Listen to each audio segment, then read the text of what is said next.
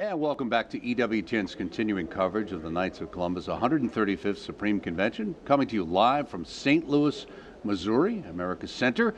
And I'm Doug Keck. Coming up at 2:30 Eastern, we will be bringing you the opening session and a very important, the yearly report by Supreme Knight Carl Anderson. You won't want to miss that. Right now, joining us on set is Peter Sonsky, a great old friend of EWTN for many, many years, and personally as well, who's in charge of the Knights of Columbus's museum. Tell us about the museum there, Mr. Peter. Well, thank you, Doug. It's good to be with you. Thank you for being back. By the way, this is 11 years that the network has been bringing the Knights of Columbus Convention to members and to others around the globe. Was the first one Nashville? Is that Nashville, you remember fondly. Right, that's right. 125th year, and here we are 135 years, so 11 years on. Now, you used to be more involved directly with communications in the early days. In fact, it was the first time we know you from the Shrine, right, in Washington, D.C., Basilica, right? Our Lady's National Shrine. Right. And you went to Catholic U? Okay. I am an alum of Catholic U, yes. Okay. So now you're dealing with the museum. Now, what is the Knights of Columbus Museum? Obviously, we had Pat Kelly on earlier talking about the whole idea of that shrine in Washington and what's there. But this museum is something different. What is it?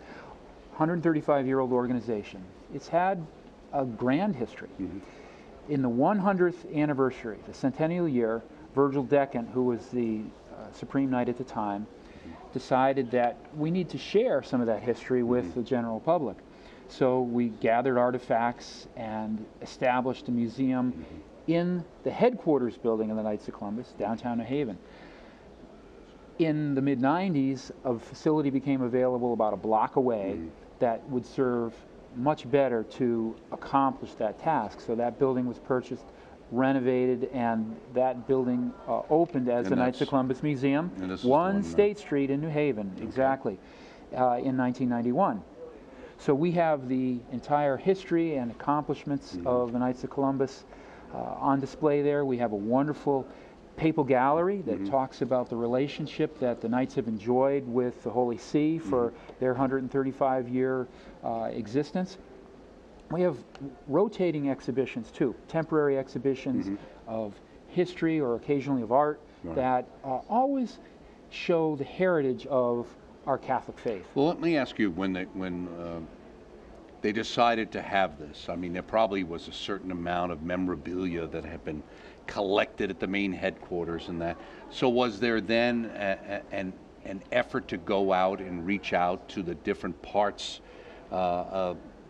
in the States to say if people had material or any older material that might be appropriate for inclusion into the museum? I know you were sitting there with something that somebody just showed up with, actually, that they actually found on eBay, right? Always making donations to the Knights of Columbus Museum and to the archives, you're right.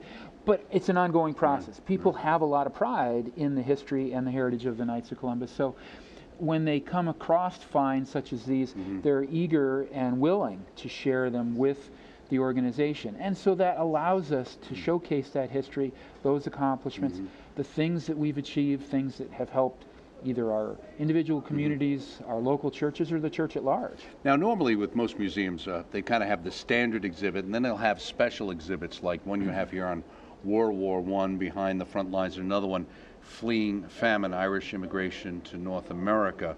And both of those, I guess, are upcoming still, the one on display through the 17th. That's both ongoing, currently on right? show, exactly. Okay. Those are some of the temporary exhibitions that I was talking about. Fleeing Famine is a show that recounts the perils that Irish immigrants faced as they were crossing the Atlantic.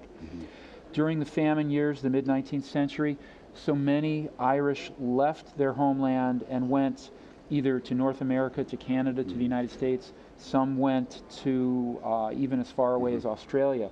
But the voyages were as trying as remaining back in their homeland and dealing with the effects of the famine. So this examines what that was like and how the influence of culture and history in the United States changed with the contributions of the Irish in both the U.S. and Canada. And I know when we were talking earlier with Andrew about the idea and the founding of the Knights of Columbus, there's many reasons behind it, but also part of it was the idea of being able to reinforce the positive aspects of holding on to your faith, because there was a lot of social pressure that if one was looking to get ahead maybe ditching your Catholicism Absolutely. might help you in the social circles. No question. There was a lot of pushback against, especially no Irish need apply is Right, what we always hear, and so many of the early knights were of the Irish ancestry. Father McGivney's ambition to keep them united. Okay, yes, we've got some formidable obstacles that we have to contend with, but we can accomplish that by sticking together. Right. So the Fleeing Famine exhibit, both Father McGivney's parents came to the United States during the time of the famine. They had to face a lot of difficulty, but they persevered. And look, this organization, which started as a fledgling group of Catholic men in the basement of St. Mary's Church, has now blossomed into an international organization of 2 million members. Now, besides Father McGivney, who was the first next member? Who was the first? James T. Mullen. Okay. James T. Mullen was the first Supreme Knight. He was a Civil War veteran, and it was he who actually encouraged Father McGivney to change what Father McGivney desired as the name of the organization. Father McGivney wanted to call it the Sons of Columbus. And Mullen was part of a fraternity of Civil War veterans called the Red Knights. Okay. And he said, no, Father, we need to call it the Knights of Columbus. And so that chivalric aspect was embedded, if you will, into the culture in some ways, of the the defense of the organization. faith as part Precisely. of it as well. So now the Mullins, are there any relatives of the Mullins who are still knights today? Do you know? I'm not aware of members of the Mullen family. There are still some members of the McGivney family that are with us and that participate, yes. Right. But you also mentioned the World War I exhibit. Right, yeah, right. So World War I was an important period in the history of the Knights of Columbus. During World War I, you may remember that there were efforts to provide war relief to U.S. soldiers, and a lot of agencies were involved, such as the Salvation Army, the Red Cross. The Knights wanted to be able to provide, in particular for Catholic soldiers who were serving, to make sure that they had sacramental ministry. Right. So they volunteered to be the Catholic Social Service Agency. They developed these recreation centers. We affectionately referred to them as huts. Right, okay. But these rec centers, where the stage would be for a performance, would double now as a sanctuary for Mass. So almost like a Catholic USO plus, right? Well, the USO, I think, really evolved from these efforts. From what they were doing, okay. Exactly. Right. When government became more involved in that type of activity throughout World War II and beyond, that's how we have the USO today. But initially, it was a grassroots effort by Knights of Columbus and other organizations to provide this. So we have on display an exhibition that tells about World War I in general. It was a time, Doug, where there was a tremendous change in the style of warfare. Civil War, we saw a style of warfare that was just two lines of people. Very much Napoleonic shooting. style. Precisely. Right, yeah. Air was introduced, air support. There were tanks. Yeah, trench warfare. Trench warfare, to They be even sure. have some trench knives in here. Trench knives on display. Gas, noxious poisonous gas was introduced during World War I as well. The Navy was much more involved, yes, during the Civil War as well, but even more so with submarines and other naval craft during World War I. So and obviously you were talking about armored battleships as opposed to the kind of wooden vessels of the past. One of the things that struck me too in a sense of highlighting this is there must have been a lot of pressure to some degree on the Knights of Columbus in a sense, because it's a Catholic organization. You have this world war erupting, and many times the fears of the Catholic Church was that the control was coming from a foreign power. And so the idea of the Knights being patriotic, the idea is, even there's a post here, Knights of Columbus $3 million war fund, important for Catholics in the United States and the Knights to be at the forefront of showing their patriotism to the United States, Completely. right? They wanted to be that vanguard. That was one of the pushbacks. The Catholic immigrants were going to be loyal first to the Pope. They weren't going to be integrated into That's what the society. fear was, right? Exactly. That was the fear, right? I mean, instead, they very much wanted to be part of their new nation. They wanted to be integrated into the fabric of society. Yes, they wanted to practice their faith as they understood it, and they wanted to share it in their new land, but at the same time, they wanted to be fully participative in. Now, in addition to the displays, are there actually talks and stuff given? I see something here, Russia and the Great War, and there's also this one that struck me on October 21st coming up, Father William F. Davitt, Knight of the Doughboy. Exactly. Who was he? He was a chaplain. Okay. And that's a part of what we do with every exhibition. We try to imbue some Catholic dimension so that people can appreciate the role of the Catholic chaplain. In our Civil War exhibit, we put a big feature on the role of Catholic women religious who played an important role as battlefield nurses in makeshift hospitals and institutional hospitals, but in service. So to answer your question specifically, yes, in addition to the show, we have a lecture series that continues throughout the course of the exhibition on a roughly a monthly basis that gives a little more spotlight on certain facets of the war. So we've got a speaker coming who's going to talk about Russia. Russia was going through tremendous upheaval of the Bolshevik Revolution. Right, and of course the kind of the atheism that came out of that, virulent atheism. Right? Precisely. So it gives us an opportunity to examine that point in time and see how that evolved. Right. Father Davitt was killed on November 11th, the day of Armistice Day, just hours before the armistice was signed. Okay. So the first U.S. officer... How long had he served? Because the Americans were over there for about a year. That's correct.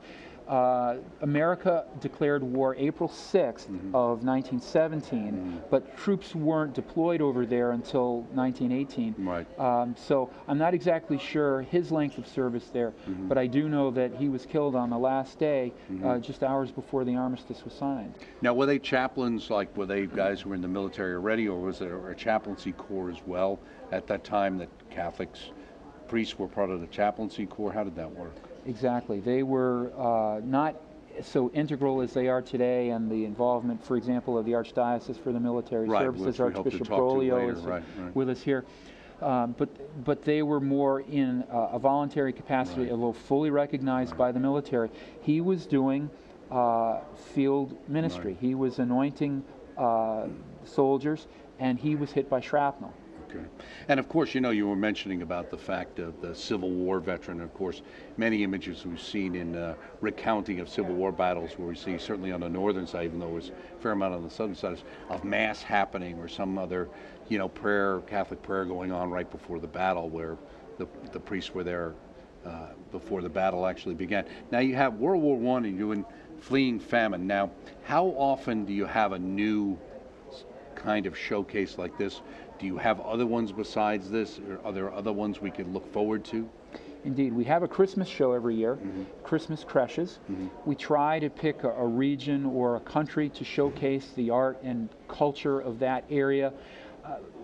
We in the United States have a style of creche and a style of art that's very familiar to us. And so it's easy for us to associate that when we think of Christmas. But all around the world, Christianity exists, and the expression of that art, even though it's the traditional story that we know comes from Francis of Assisi and the child in the manger with the Holy Family and the shepherds and the kings and the barnyard animals, it's been expressed in so many different ways. So we do that every year. So visitors to New Haven and the Knights of Columbus Museum over Christmas time can expect to see that show. We have other shows, at least one feature show a year, sometimes two, based on what our opportunities are. But there's always something to see. So going into next year, any look ahead that we can see what might be new? The ambition is to do one on the current crisis in the Middle East and the persecution that's going on with Christians. Here are people which the Knights are really at the forefront of. Exactly. You know, these Christians were evangelized by St. Paul. They are the earliest Christians in the history of the world, and now they're being forced from their homes, or even threatened with their lives. Right, exactly. So if somebody was looking for information to find out when things would be there or what it would take, do you have tours that go there? Is it an individual thing, or? plainly. Everything in the museum is designed to be self-guided so that anyone can come. We're open 7 days a week. They can visit when convenient and enjoy it on their own. If they come in groups, we're happy to provide a guided tour if it makes their experience more enjoyable. KOFCmuseum.org. You'll learn all about what we have both showing and coming in the future. Okay, great. Knights of Columbus Museum, a journey through history. Peter Sonsky, thank you so much for spending time with us. We might hold on to you, but first we're going to take a look at the College Knights pilgrimage to World Youth Day last summer.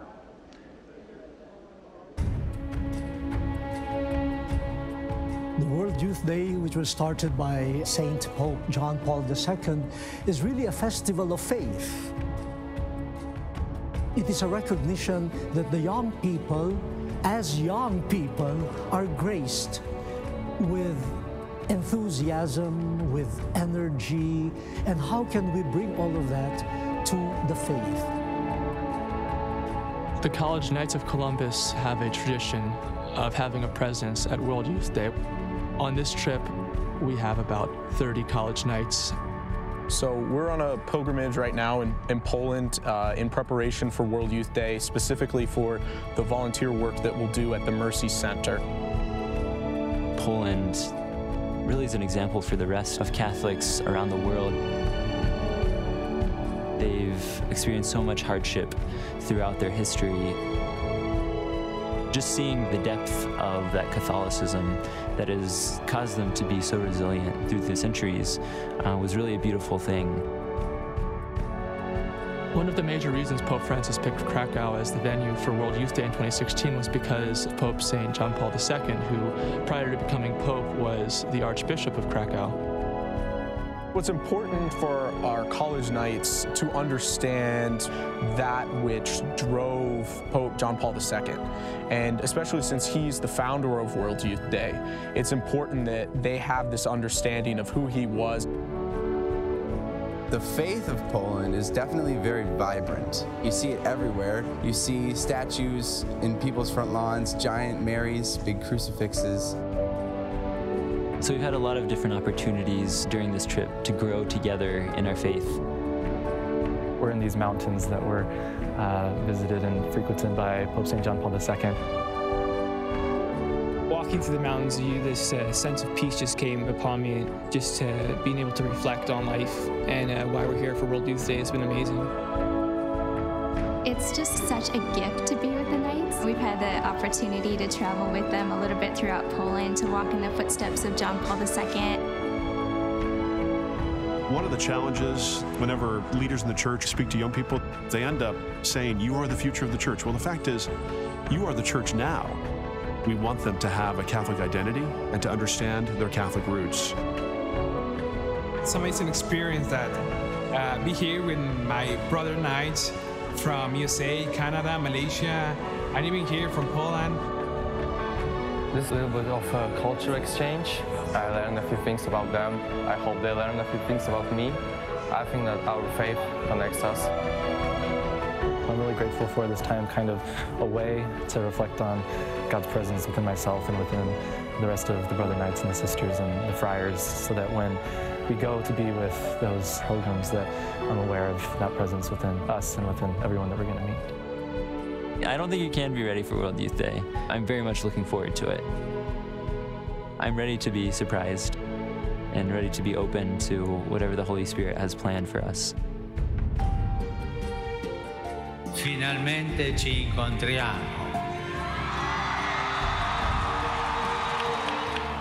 Vorrei ringraziare specialmente San Giovanni Paolo II. Ma forte! Chiediamo al Signore, lanciasi nell'avventura della misericordia. The Knights of Columbus is the largest lay organization in the world. World Youth Day is really a great moment of unity and also fraternity and also acts of charity, because everyone here is a pilgrim. So from the pillars of our own order, unity, fraternity, charity, those are obviously very present on a pilgrimage for World Youth Day. We are assisting the Knights of Columbus with the catechesis site that they are responsible for, which is the Taron Arena in Krakow. We've been volunteering at the Mercy Center by greeting people as they come in. And it's just so moving to hear their stories and share your stories with them. That's what brings faith to life. One of the really important things that the Knights of Columbus do is help the university community find ways to live out their faith, so it's not just something that happens in the church, but something that extends all the way to the family, to the workplace, to the classroom. World Youth Day brings everyone together in a way that you can see it and feel it. You talk about the universality of the church, you know, but here you see it. I'm a Knight, I'm a Columbus myself, and I'm proud to be part of that. A lot of stuff that happens at World Youth Day is part of the great good they do in the church. It was our thought that every pilgrim would be asking the question about their vocation, and recognizing that here on these same city streets in these same churches, Karol Wojtyła had these same questions and thoughts about his own life, his own vocation. We've had the opportunity to venerate the relics of St. Maximilian Kolbe and John Paul II and St. Faustina. Our destination is not Krakow, it is Jesus Christ. He is the one whom we reverence when we bow to an altar or when we venerate the relics of his saints. Be courageous in taking a step closer to him, for he is the way and the truth and the life.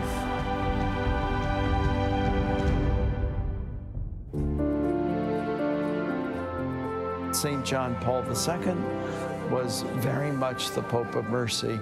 Pope Francis speaks about it very concretely. Make use of the sacrament of penance. Open ourselves to God's tender mercy. We got mercy in abundance from the Lord. We simply pray, Lord, make me an instrument of your mercy. One of the things our world is hungry for is an ability to be forgiven and to forgive. Mercy is right on point with the deepest hunger of the cultures that we inhabit. So that Night of Mercy was really for our pilgrims a moment to deepen themselves in the mercy of our Lord. We had a night of worship, prayer, teaching, adoration of the Blessed Sacrament. It's a real beautiful night of collaboration. The Knights of Columbus, Life Teen, Sisters of Life, all working together here in Mercy Center to put on this amazing night of worship. The Night of Mercy was really great. The procession was really beautiful. I love to see it whenever people are on fire about our Lord. I was the priest processing our Lord Jesus Christ throughout the Mercy Center, and I looked up to our Lord, and there in the midst of a sea of 20,000 people is Jesus Christ. It reminded me of the Gospels where he processed the streets into Jerusalem on Palm Sunday. You see this tremendous energy that's generated just by the coming together of these young people, and you realize that we're not here to cultivate a private spirituality. We're here to change the world. As a young adult, I have doubts and I have worries about the future, but coming here, I feel like I'm reborn in the faith.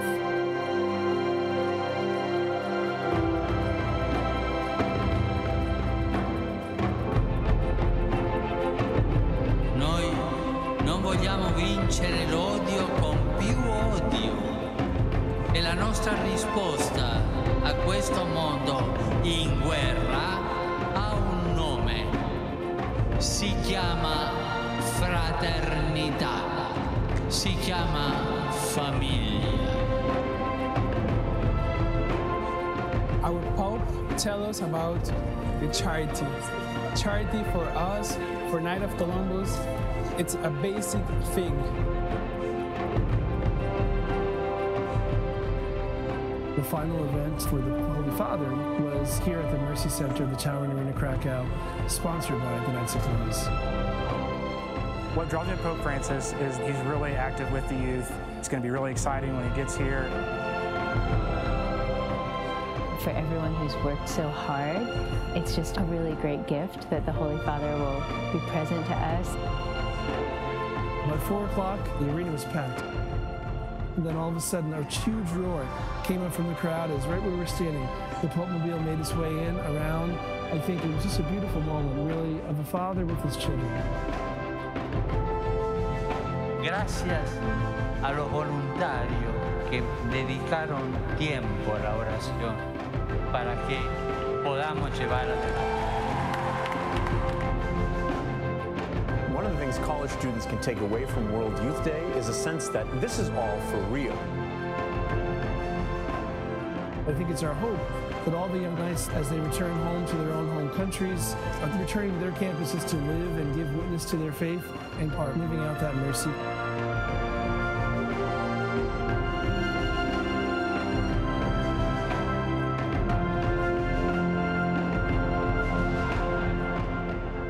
Something else of interest from the Knights, of course, always doing wonderful work with the youth. Of course, this is the Knights of Columbus 135th Supreme Convention, coming to you live from St. Louis, Missouri. Now, coming up around 2:30 Eastern will be the opening session and the yearly report, very important, by Supreme Knight Carl Anderson.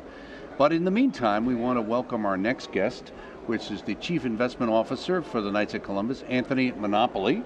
And Anthony will tell us a little bit about the Knights' work with other Catholic organizations in the areas of investing. Now, I can't go without saying, how did you spend life playing the Monopoly game with that last name? You know, it's been a blessing to have that name in the investment business because few people ever forget it. Everybody remembers the Monopoly guy, right? So it's good stuff. So you're not rich Uncle Pennybags. I wish I was. I wish I was. So let me ask you, we talk about the Knights of Columbus. Of course, we think of insurance. Sure. And I guess people don't think about investments, or I think, well, okay, there's investments that cover the insurance, and maybe the Knights have to invest their own funds. Sure. But this is reaching out past that. How so? That's correct. So really what we decided to do was to take the engine underneath the insurance company and take many of the investment processes that we use, the strategies that we use, and we've opened them up to other Catholic institutions. And it was really saying, look, we've been doing this for well over 100 years. We've had a track record of success, as you know. And to be able to take some things that were uniquely Catholic and be able to bring those to other institutions was really what was important to us. When you say uniquely Catholic, it's great. You know, we're all in the Knights of Columbus. We can all help each other. But when we say uniquely Catholic, how does that really change what I might be investing in? I mean, maybe you're more trustworthy than the guy at Merrill Lynch or some other company, not to pick on them, but you know, that idea. But is there something else in the style of investment? Well, we really are taking the very long-term conservative approach of a life insurance company, coupling that with U.S. Conference of Catholic Bishops screening. We also work with a moral theologian to help make sure that we're staying on track. I profess to be a much better investor than I am a moral theologian, so it's good. They get very complicated these days. They keep us on the straight and narrow. But I think the third leg of that is that the profitability, whether it's the insurance company itself or now this new little business that we've started, all goes to support the order, to grow the Knights of Columbus, and indeed helps to support the Catholic Church. And we think there's some institutions that can touch one of those bases or maybe two of those bases. We're yet to find an institution that really can handle or say that they effectively touch all three of those. And as an institution, you're talking about, at least at this point in time, reaching out to other Catholic institutions. Correct. So our focus really starting within the order, state councils and local councils, and then within the church, broadly defined, archdiocese, diocese, Catholic churches, Catholic hospitals, Catholic schools, Catholic endowments and foundations. And how would they, I mean, starting off with you know, the council in a particular parish, let alone going up to a hospital, you might understand the hospital might have these great financial needs. Maybe they need a mortgage or something like that. Or is it managing their investments? But what about, what investments would a council actually have? So what we've done is we've created 6 strategies. On the fixed income side, we have our limited duration strategy. So think of that as bonds generally having an average maturity of about 2 years, so pretty short. Then we have a core bond strategy, and those are going to be in the 5 to 10 year range, so a little bit longer money. And then we have 4 equity strategies: international equity, then we have large cap growth, large cap value, and small cap core. Now what we do is we have a model portfolio strategy where we take those 6 portfolios, and by the way, we have significant assets of the order, both the insurance assets as well as the So something like 22 billion. Yeah, we're up to about little over 24 billion in assets. So Okay. we're not asking anyone to invest in a way that we're not investing already on behalf of the insurance company. But what we do is we have this 5-model portfolio strategy from conservative to aggressive with 3 flavors in between. I used to use shades of gray until the books came out. Yeah, let's not go there, right? Exactly. We'll get some letters. I needed to find a new way through it. Right. But what we did is we are able to go to someone with a relatively small amount of money. Let's say it's a council with $10,000 or $15,000, all the way up to a diocesan client that may have 15 or 20 million, and help them understand asset allocation, which we supply as part of our strategy. One key point that I do want to make is that we recognize there are many providers out there, and the Knights are looking to be part of the solution. We're not looking to be the entire solution. So we're not asking someone to say, well, I've got some money with my guy at Merrill Lynch, who's been a great supporter of the diocese or the parish, and I don't want to take everything away. But maybe there's a strategy that we have that can complement what you're already doing. So we're viewing it as being a part of, not being in totality. Now, certainly we can help, but that's our view. Well, is there any benefit in the fact that multiple councils or anything leveraging their money together or things like that? Well, sure, because well? one of the things that we've tried to do is to make sure that the fees that we charge are below the category average for whatever the strategy happens to be. So it's really by pooling them together that we're able to bring lower fees. So for example, if you're a client with $1 million or less in assets, that asset management fee for, let's say, a blended strategy could be 1% or more. If you used our moderate portfolio, so the middle of the road, that portfolio is going to be about 0.75%. So about 25 basis points, 25% less than what's out in the marketplace. And what we didn't want to do was to be just a little bit less, so definitionally I was correct. We wanted to be meaningfully less so that it represented a true savings to the investor. Now, how often do you actually, with the moral thing, re-review your portfolio? It's a great question. To make sure that something tangential now, or some company bought another company, acquired it, or has gotten into a field that we didn't know they were in before. Every 90 days. Okay. So we work with a group that they help us screen this portfolio, the investable universe, every 90 days. And I'll give you a great example. The companies that tend to come in and out of our universe really tend to be in the pharmaceutical area. So it could be a drug company. They acquired a smaller drug company. They may have an abortifacient or something that's a contraceptive that obviously is out of bounds for us. So we will then work that out of the portfolio. Follow that same company along, and all of a sudden they divest of that, and the next thing you know, they're back in bounds. So what we're trying to do is consistently make sure that we're keeping an eye on where companies happen to be in that life cycle. Companies come in, companies go out, but we do like to stay on top of it. So we're never more than 90 days away. Now, what was interesting to me, I didn't realize, and you had mentioned before we came on the air, the idea that the Knights were helping out churches and things going back to like 1896. Correct. Okay. Yeah. So we made our first church loan in 1896, and it's been a continuous business for us. We have over $110 million currently on loan to various Catholic dioceses and parishes. And that business really, because we understood that when Father or Archbishop or Bishop or Cardinal stood and said, we need to do a capital campaign because of this reason, we understand how our fellow Catholics respond. And as a result of that, the parishes or the diocesan borrower felt that we were a pretty friendly lender. We understood the underpinnings of their financial situation. And invariably, many of them came to us and said, hey, can you run our money? And back in 2011, the other part of this, Carl Anderson said, we should have a conference on Catholic investing. So we had about 80 different organizations joined us in Chicago, and we had a one-day conference on just what it means to invest as a Catholic. How do we do it? And this was long before we decided to launch Asset Advisors. But the combination of what we were hearing from our church borrowers and what we learned from the attendees of that conference, that made us realize there's a need for this kind of business, and that's what drove the formation. Now, here at the convention, obviously there's going to be the business sessions this afternoon. There's lots of other meetings.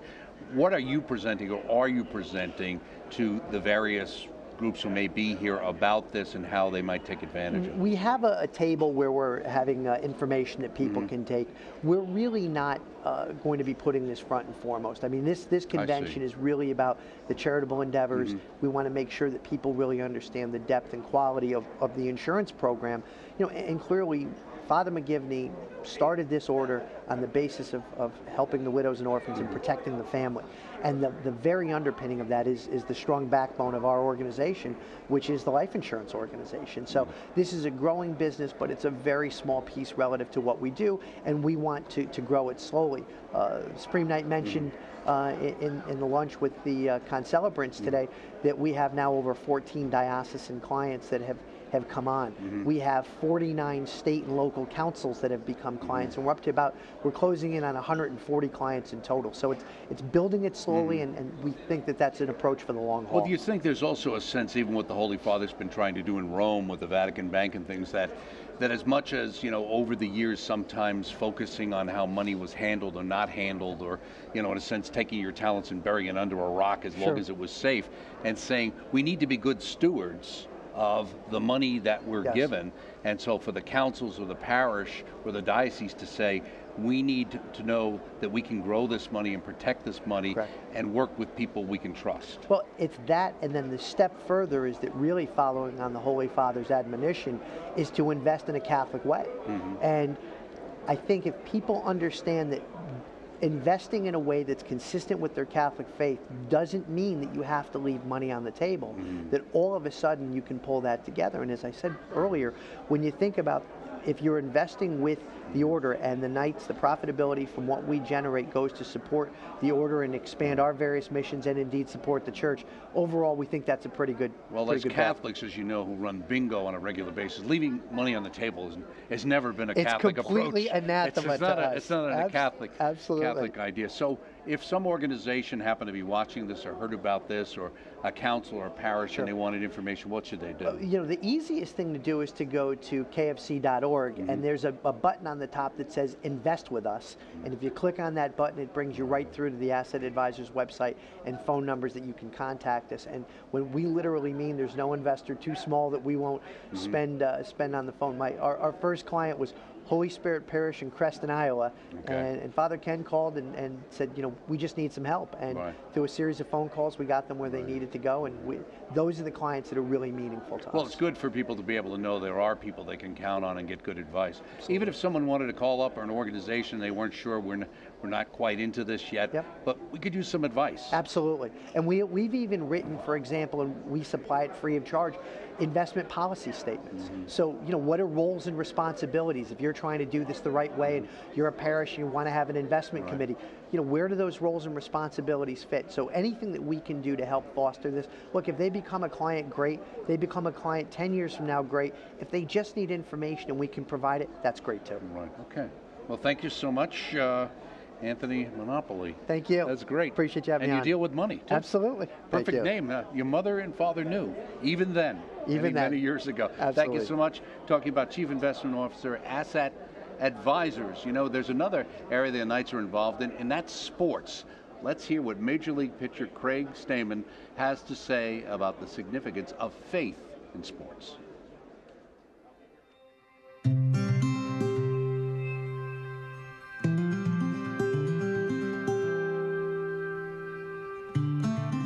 I was a sports nut from very early in my childhood. My mom has this piece of paper where we had to write our goals on a sheet in like first grade, like what do you want to be when you grow up? And I said I wanted to be a professional baseball player, a professional football player, and a professional basketball player. Well, I got one out of the three. Ironically enough, I wasn't our best pitcher on my high school team, so I was a little overshadowed in that regard. We had kind of sat down a little bit and decided where I wanted to go to college, and Mom said, you know, like she does every time, let's just sit down and pray about it, and we'll put it in God's hands and see what happens. Over the next month or two, I went from a kid in high school with no scholarships to being offered scholarship money by the University of Dayton, and then consequently told by that college coach that I would be playing professional baseball. It basically speaks to God's perfect timing and how one small prayer can change your life. it set my life on a different path than I ever thought was going to happen or even dreamed of happening. I think when I got drafted, I thought I was destined for the major leagues no matter what, but I was a 12th round pick, and I quickly found out that I had a long road ahead of me. Playing in little small towns and sleeping in hotels that most people probably wouldn't pick to sleep in, and then getting up and playing baseball games and trying to compete is kind of what the minor leagues is all about, but you grow a tight bond with the guys that you play with. And you know, my faith was very instrumental in being able to handle all those ups and downs. My first major league win was in Yankee Stadium. We won the National League East in 2012 and 2014, and being able to celebrate after a long season through 162 games and being able to call yourselves champions is pretty fun. Baseball's filled with adversity. You know, on a pitch-by-pitch basis, somebody has failed. And the game is almost like the game of life. You know, you're gonna fail a lot of times, but it's how many times you get back up and see what you can do from there. I'm very thankful that it's taught me a lot of life lessons. Nobody's perfect, and we all screw up, but the idea is to improve every day, in that those trials and tribulations get put in your life so that you do become a better man and that you do become more like Christ. Sports teaches us so many valuable lessons in life, and when you tie in those valuable lessons in life with the gospel and the Word of God, they kind of go hand in hand, and it's easier for you to have success on the field or understand failure on the field with that kind of teaching going along with it. It's very easy to speak it, but it's a lot harder to act it out. And I think as I've matured and grown a little older, it's been a whole heck of a lot easier for me to practice what I preach, really, and to do what the Word says I should do, and believe in the things that I do tell young people and the guys around me in the clubhouse, and hold myself accountable to the standard that Jesus laid out for us. Being able to live that Christian life amidst all the chaos going around in your life, you need people around you. You can't do it all by yourself. The Knights of Columbus is all about service and serving others, and you know, that's what Jesus called us to do. He was the ultimate servant. You know, he came on this earth and didn't hold himself higher than anybody else, but held himself lower than everybody else, to the point where he died on the cross for our sins. So the Knights try to take on that embodiment and really use service to, you know, hopefully make this world a better place.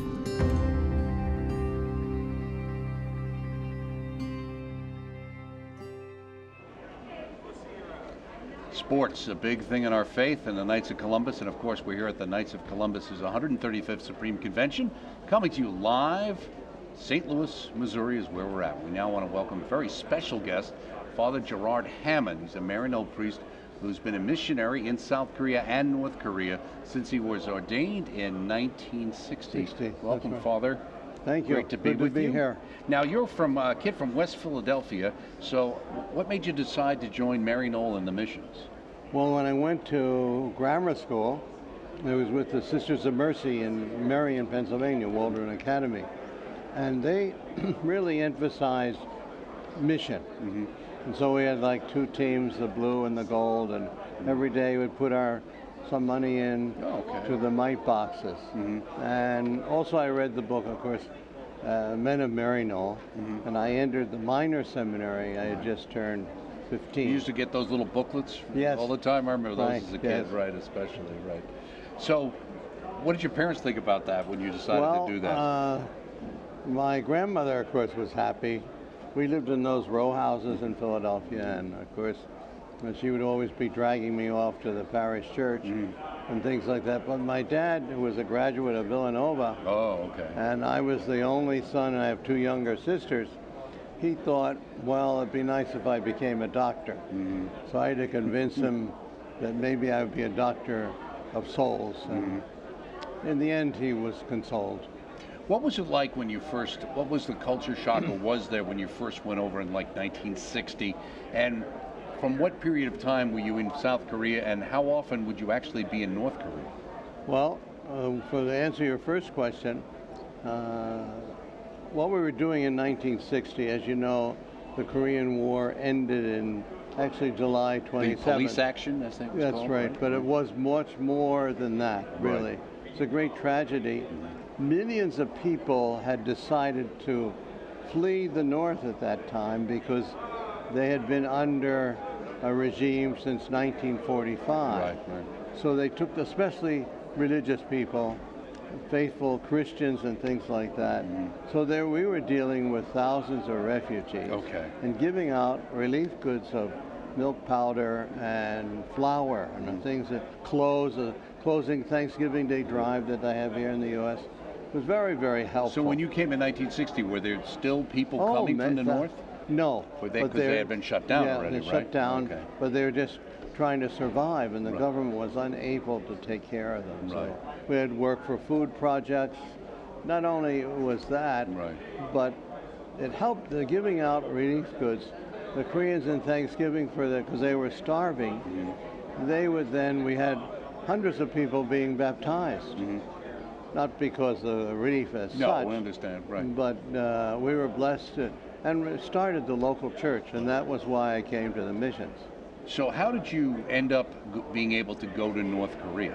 That's a good question, because Maryknoll was in North Korea or in Korea, which is the northern part, since 1923. Rome assigned Maryknoll to be in that. But at that time, though, Korea was a Japanese colony, so there wasn't a north and a south. Then when the war broke out, they were immediately imprisoned. And then only one priest with an Irish passport remained there because the Japanese brought them to Japan, and then they went back in 1943 on the Osama Maru, which is a Japanese Red Cross ship, to South Africa. And then the Japanese citizens who were in the United States went over on the Swedish ship, the Gripsholm, in the midst of the war. So it's like a swap. And there was, done, yes, right. 1 for 1. Okay. So that's how our men then returned to, fortunately they returned to the United States. Right. But always looking, and then some of them came back in 1945, but already it was very difficult to get back into North Korea. Right. And the most tragic part of the war, I think, for the Korean people was that at the Alta Agreement, the country was divided, and over 5,000 years it was never divided. And half of it then fell under the Russian soldiers and things like that. Other half, the 38th parallel, was the demarcation zone for the north and the south for the troops. So the Americans then entered on what is now South Korea. Yeah, it was the United Nations forces, etc.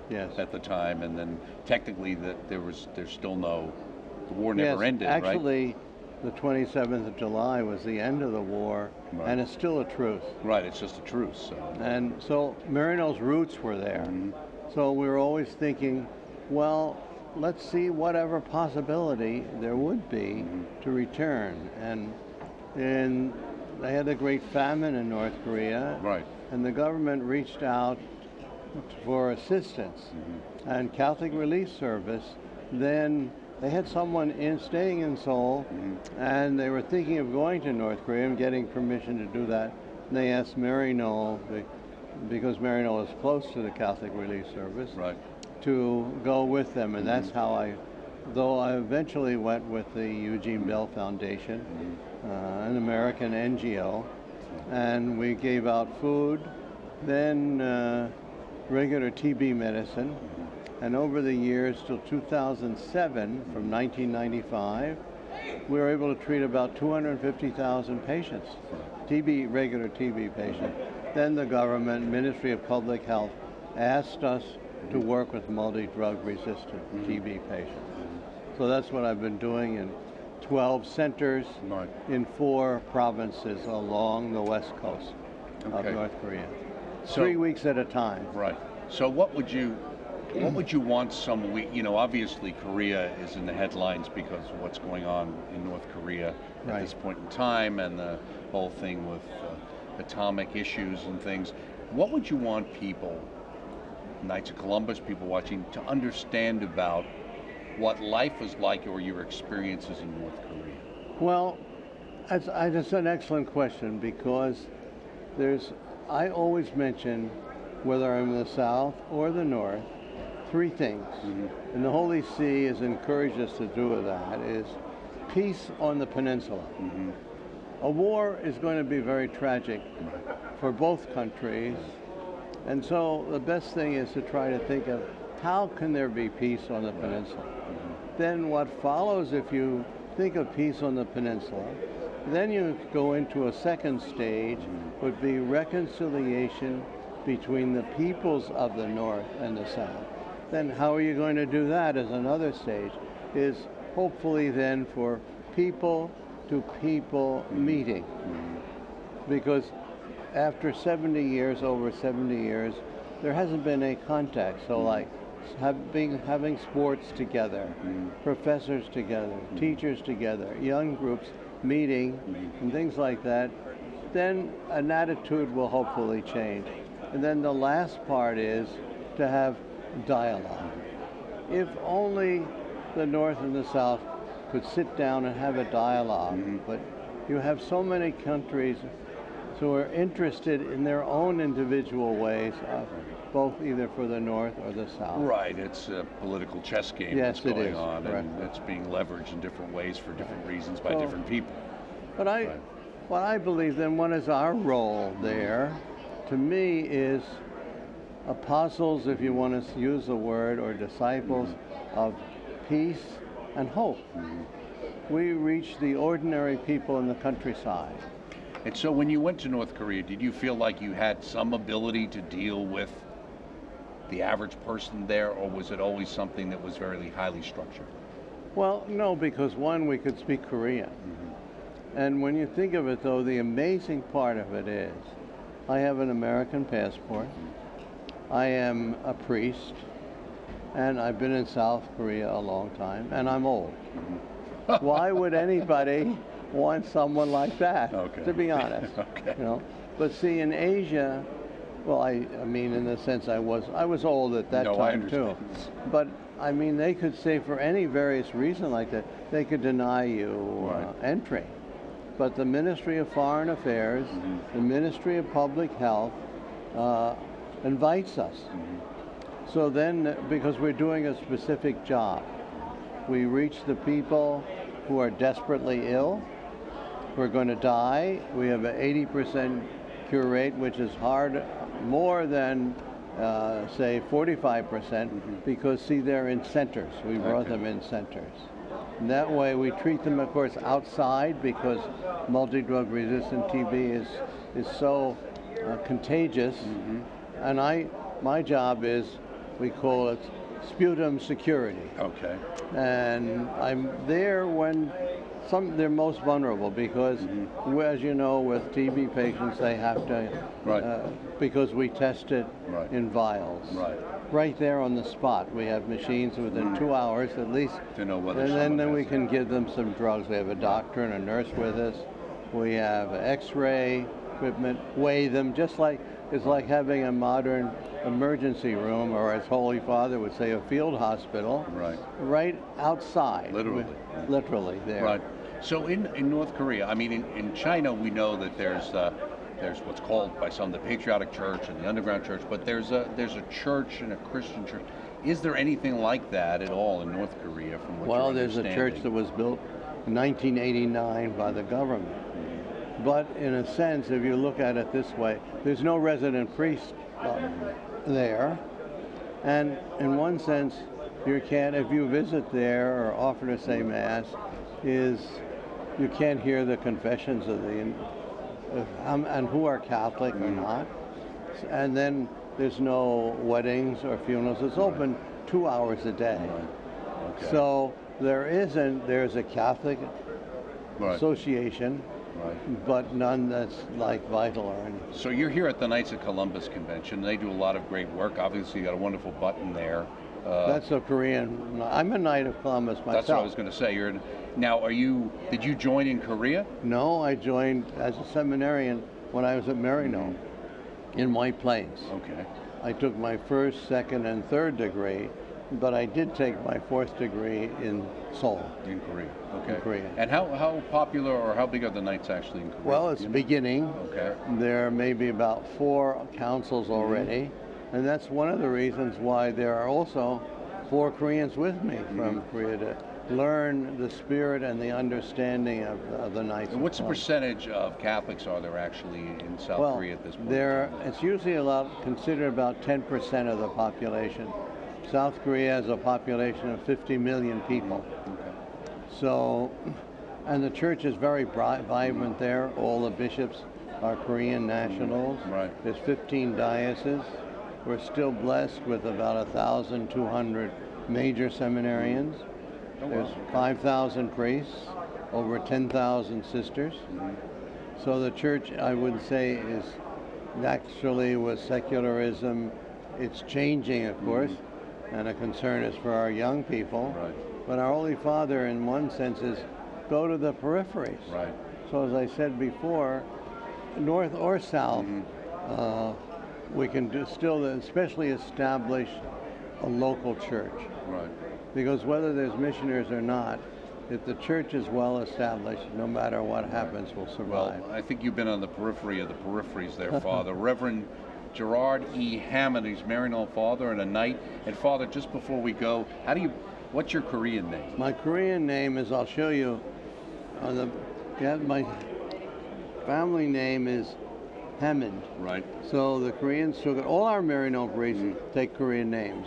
So that's Ham is a family name. First name, baptismal name is Gerard. So that's the character for Ham. Right. Che meaning similar to Gerard, Che Do, Gerard. Right, exactly, that you can see. Right. Well, thank you so much, Father. You make us proud. Thank Pray you very for me, much for please. spending your time. We God will. bless you. And you pray for us. I have a feeling you have powerful prayers. You know, many people may not realize that the Knights are involved on college campuses, but they are. Here's a look.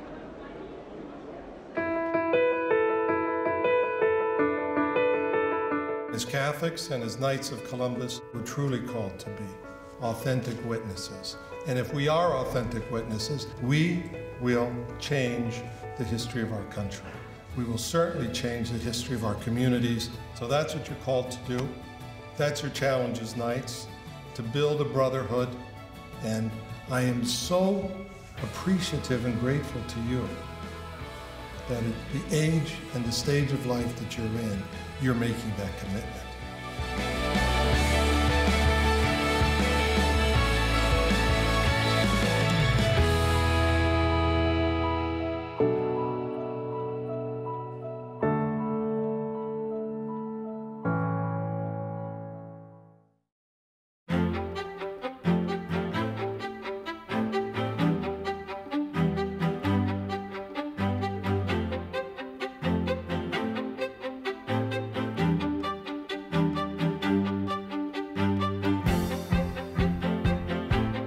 What inspired me to come to this conference is I want to make a difference. There's just so many often misconceptions of my generation and what we can do, what we can't do, really what our place is.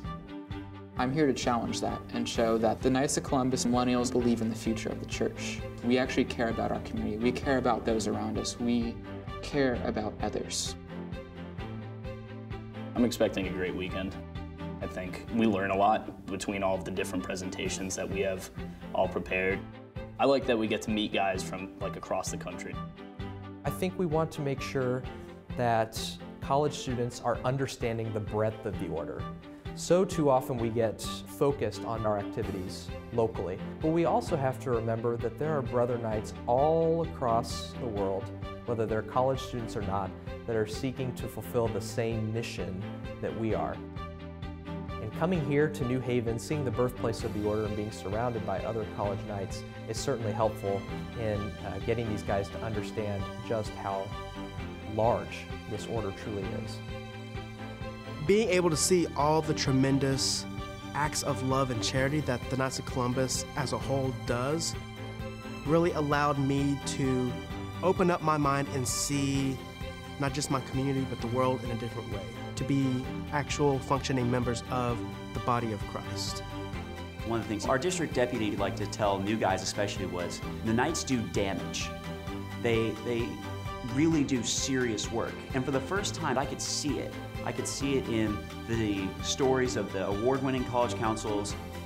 Talking to the Brother Knights from other universities, you kind of look around and it's like, wow, there's so many people who are being moved, being challenged, and living their faith through this organization. It is just absolutely wonderful and really inspiring. The experience of getting to meet all these people and find out what they're doing at their councils, best practices, similar problems that they have and that we have, that trying to figure out the answers to it. But above all, it was getting to go to Mass at the place where the Knights was founded. Seeing the tomb of Father McGivney, who is our founder, and realizing that you're in Mass with your brothers. We all share one thing, and we're Knights, and we come together to celebrate this.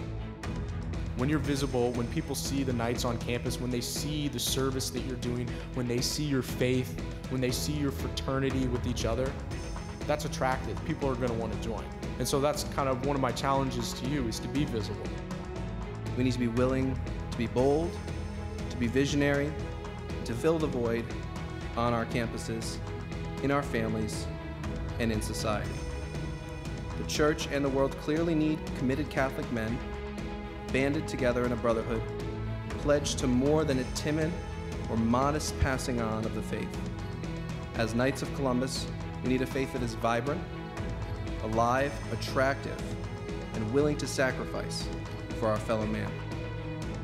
Always remember service to others. Christ ate last at the Last Supper. Christ ate last at the Sermon on the Mount.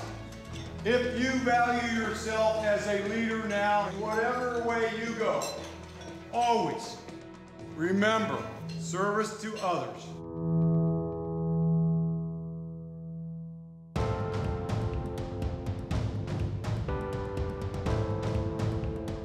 Being at this conference has given me a real renewed sense of hope in seeing so many young men ready to carry forward the mission of the Knights of Columbus until the end of the earth. This conference is so important to me. I think it's so important to all the guys that are around here to really light a fire in our bellies to carry out Father McGivney's vision. And that's what happened to me. And we hope that will inspire our newer councils and even councils that feel like they can light their own potential. I appreciate you being here, making the commitment that you're making. And we're going to move forward this year. We're going to do a lot of good. We're going to help a lot of people who need help. That's the charity that evangelizes. That's the charity that Father McGivney understood, is the way you begin to evangelize a community and evangelize a society. Viva Jesus.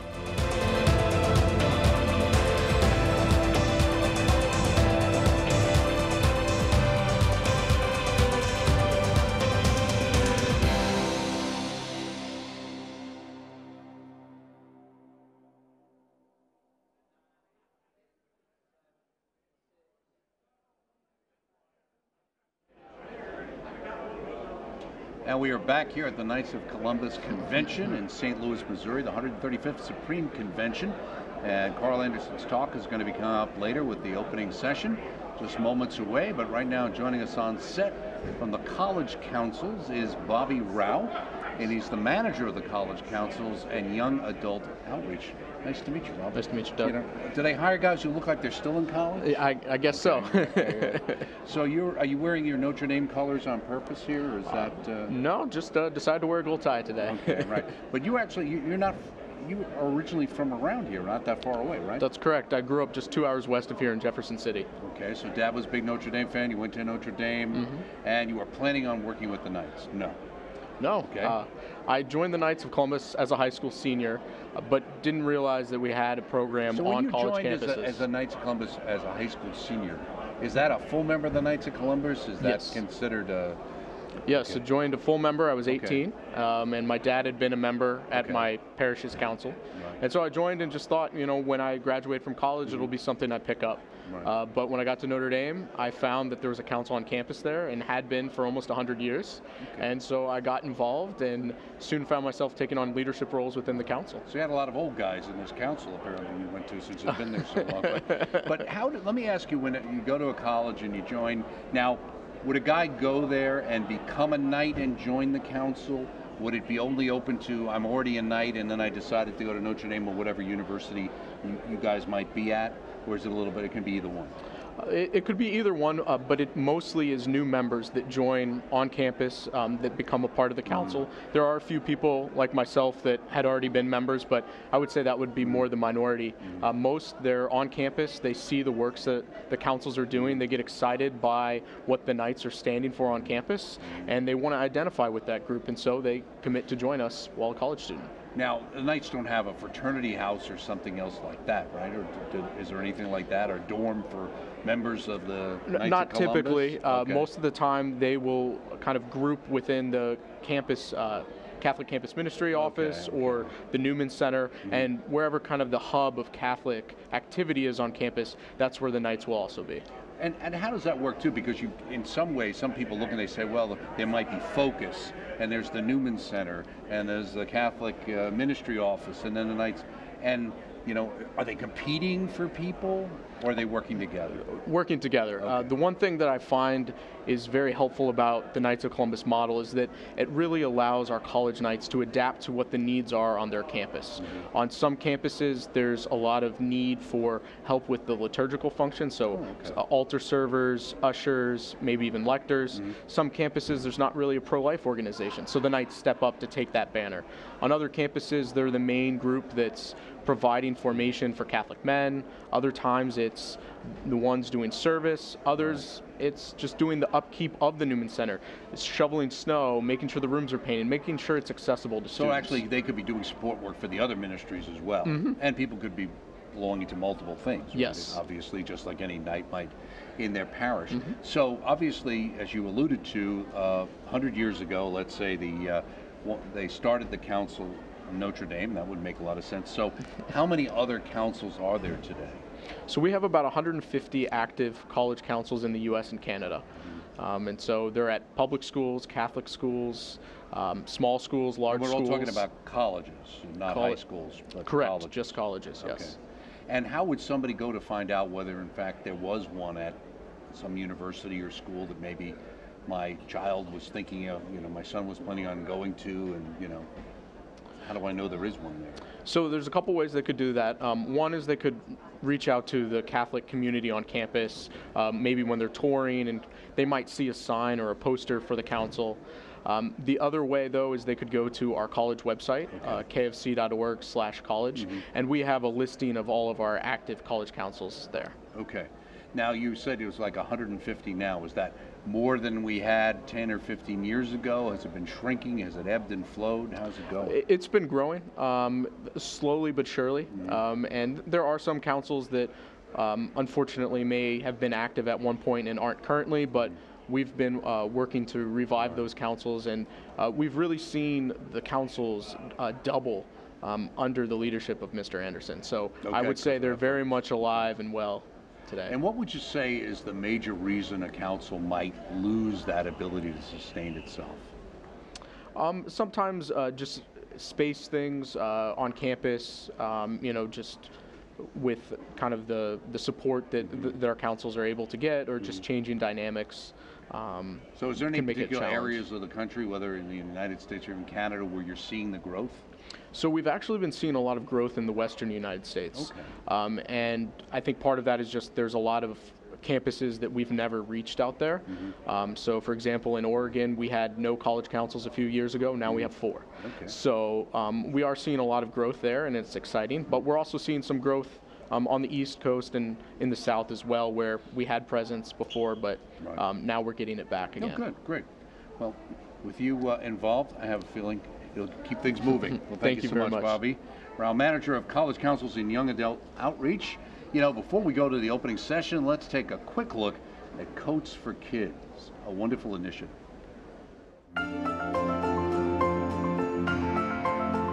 We're at St. Francis Elementary School. Today we were able to partner with the Knights of Columbus.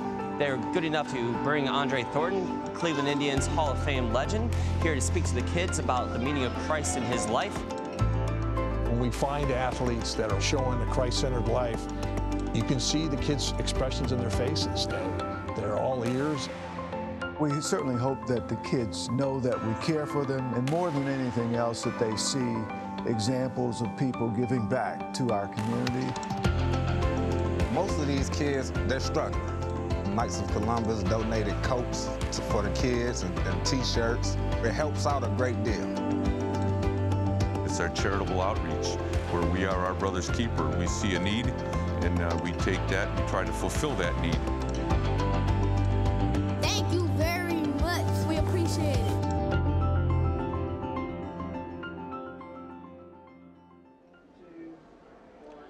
And we are back here. Once again, this is EWTN's continuing coverage of the Knights of Columbus, the 135th Supreme Convention, coming to you live from St. Louis, Missouri. And I'm Doug Keck, joined on set by Andrew Walther. He's a very busy man. He's back on set. Knights of Columbus is Vice President of Communications and Strategic Planning. That takes it a lot.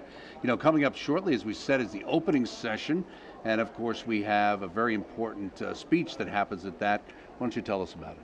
Well, every year our Supreme Knight, our CEO, gives a sort of State of the Knights of Columbus address, if you will. It's his annual report.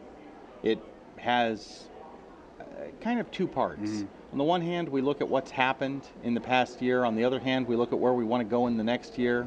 And it's a speech that's augmented also by audiovisual components and really done in such a way that our members get a really good bird's eye view of what the Knights has been doing and will be doing. And I think we talked about this in the past. How long does it take to put together? Because obviously this is what it will be, and obviously it's under embargo until Mr. Anderson, the Supreme Knight, speaks it today and in just a little while, so stay with us and you'll hear exactly what's included in that, in putting together something that is so comprehensive. Well, you know, there's a lot of material to be compiled for a report like this. Some of it is the facts and figures of the last year. How many charitable hours? How many hours of service? What are the numbers for the insurance portfolio? What are the investment numbers? How, you know, there's so many of the business side elements that go into this, and that's one aspect of it. But on the other hand, you also have the stories. What are the Knights doing in France? What are they doing in Poland? What are they doing in Ukraine? What are they doing in Mexico, Canada, and what are they doing in Kansas? I mean, what is the Knights of Columbus order-wide doing around the world in one way or another? What are we doing internationally? What are we doing for the Christians in the Middle East? What are we doing in disaster spots elsewhere? And where are we looking to make a difference in people's spiritual lives, in cultural debates like abortion, in some of these other places that the Knights of Columbus is so well known for being so active? And of course we get a letter of greeting from the Holy Father. We get letters of greetings from heads of state during this opening session as well. And all of that really speaks to the international aspect of the Knights of Columbus and provides, I think, your viewers and any Knight of Columbus who's here certainly a great entree into what we are trying to do to make our communities and our world a better place. Now, who's actually allowed to actually be in the room when the session goes on, as far as the business it's typically it's open to everyone. The business sessions are probably technically closed to members only, but for the Supreme Knights report, traditionally there's a motion made to open the doors to family members and others who are here, and to allow a real cross-section of people to come and be a part of this really important event. Right. Now, I know we've been involved for about 11 years or so with the televising of these events, along with some other Catholic apostolates and getting it out there. Was that an important part of your communications vision for the Knights of Columbus, in a sense of allowing the entire membership to participate in some way? Well, it's been a very important step for us, I would say, and I know Peter Sonsky, who was on my staff at the time, was the one who really spearheaded and put this together. It was an excellent move because it allows people to see exactly what the Knights of Columbus is. Now, so many people, I'll tell you a story. When I come back from overseas, I usually fly through Kennedy Airport. You give them your passport, you know, what do you do? Well, I do, you know, public relations and planning for the night. Who do you work for? Knights of Columbus. The guys in Ronkonkoma? You know, there's always this kind of local reaction. Right. And I think a lot of people experience the Knights that way as they experience their faith at the parish level. And so Not that there's anything wrong with Ronkonkoma. Not at all. It's a great, you hear about it if you're on the Long Island radio. If you, LIRR, you hear Ronkonkoma all the time, time, and right? you know, it rolls right off the tongue. But but it's one of these things where that local experience that just sort of drives home for me how local the experience is from others, and then they see something like this and they say, "My goodness, it's right, a exactly. global force." I mean, it's kind of like somebody one time we were flying through someplace at an airport, and the guys were like, "Where are you from? EWTN? Or you that you're in Alabama there? Yeah, is that like just in Alabama? The Cape?" And it's like, well, no. And it makes you realize, as much as it's local in some sense, like you're saying, there's also this broadness that many times people don't see, and we don't realize they're not aware that we're really participating in something much larger. And I think that speaks to the organization being a force within communities and meeting people where they're at. But when you have these kinds of global projects and global initiatives that we have, this is a great window for the Catholic world and even the broader world at large to see what it is that we're doing, what it is that we're all about, what it is that we're trying to do at the local level, never forgetting that that also impacts the global level.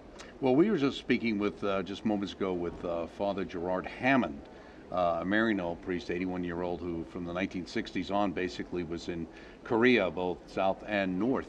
And he was talking about, he's a member of the Knights of Columbus. He did say he got his 4th degree over in Korea. So is that one of the areas the Knights have expanded into? Yeah, so we've expanded recently, in the last couple of years, into South Korea. And we have some councils, military bases in Japan. And the Philippines is a very large jurisdiction for us, but we have formally expanded into Korea, and that's a really great place for us. It's a place where the Catholic Church and Christianity are really growing, really burgeoning, and it's a wonderful place to be because you have this. It's more than a renewal. It's just an explosion of the Catholic faith there, and it's very exciting for us to be a part of that. Do you have a sense at all of what some of the major topics we might be hearing about in this afternoon's session that the Supreme Knight will be talking about, maybe, just in general? In addition to the charitable highlights, the insurance highlights, the investment highlights, the business highlights, if you will,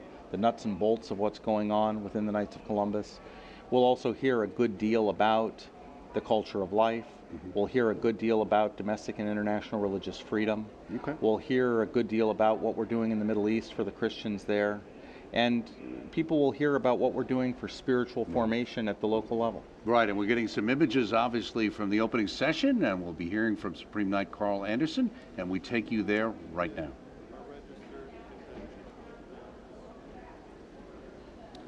I am pleased to welcome all our guests, particularly those now tuning in from around the world through EWTN, Salt and Light Television, and Catholic TV. As Supreme Knight, it is my privilege to declare this 135th Supreme Convention of the Knights of Columbus now in open session.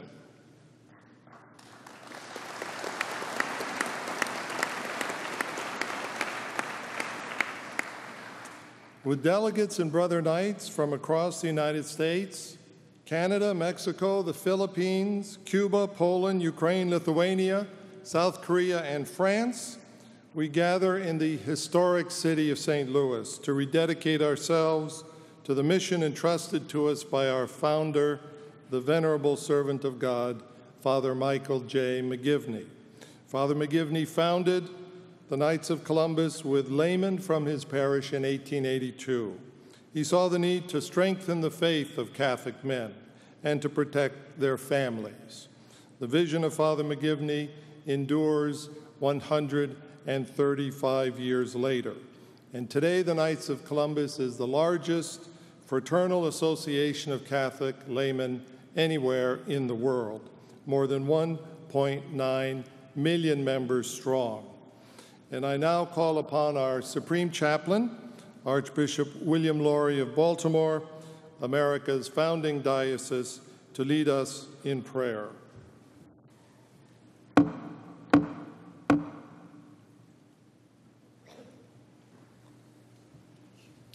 In the name of the Father, and of the Son, and of the Holy Spirit. Amen. Let us pray. Heavenly Father, how gracious is your care for us, the family of the Knights of Columbus. As we begin this, our 135th Supreme Convention, we give you thanks and praise, convinced as we are of your love for us. In your love for the world, you sent to us your Son as our Redeemer. In our humanity, he has revealed the depths of your mercy, while at the same time showing us most clearly the dignity with which you have endowed each person without exception. Send your Holy Spirit upon us in these days and in days to come, O Father.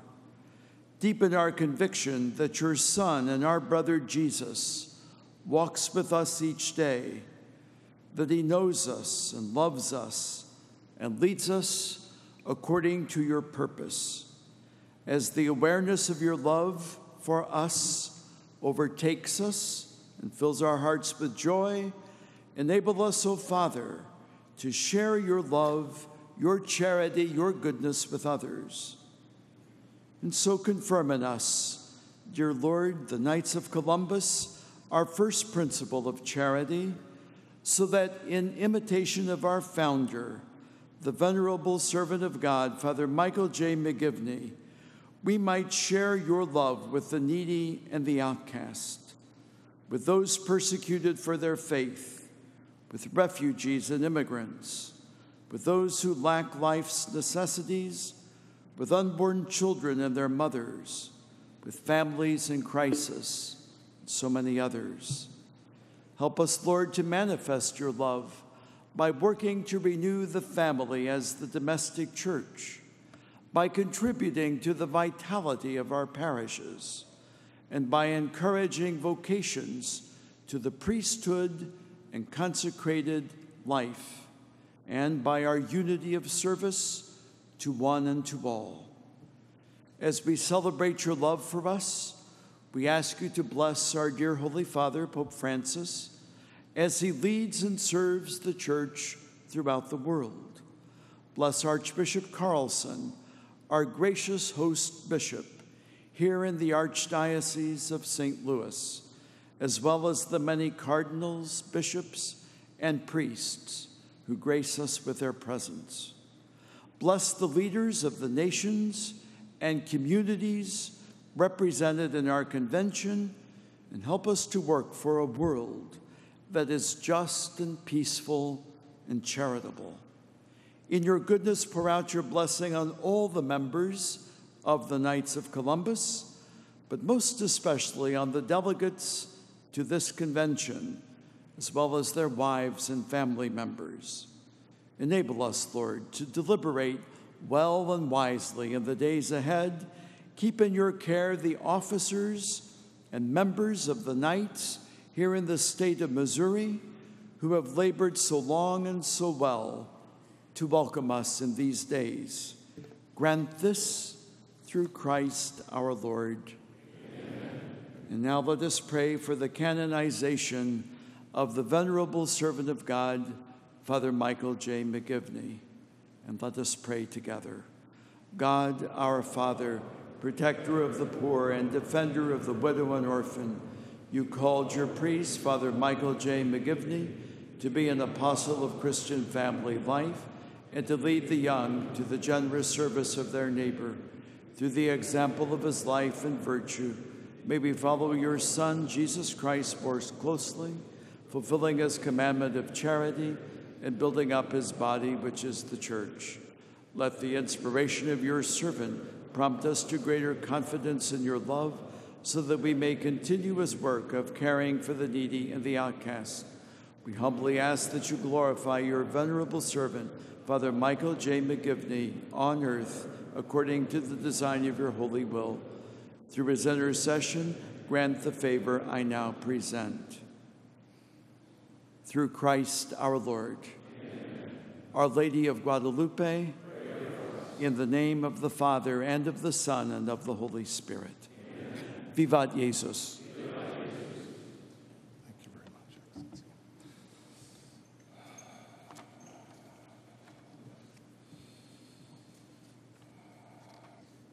And now I'd ask you to please remain standing for the presentation of the national colors by the Chaplain Charles J. Waters, Assembly 3459 Color Guard, with members of the 82nd Airborne Division, 3rd Special Forces Group, and Joint Special Operations Command out of Fort Bragg, North Carolina. And as the colors come forward, please pause to remember our respective homelands and in our hearts make an act of loyalty to all our countries.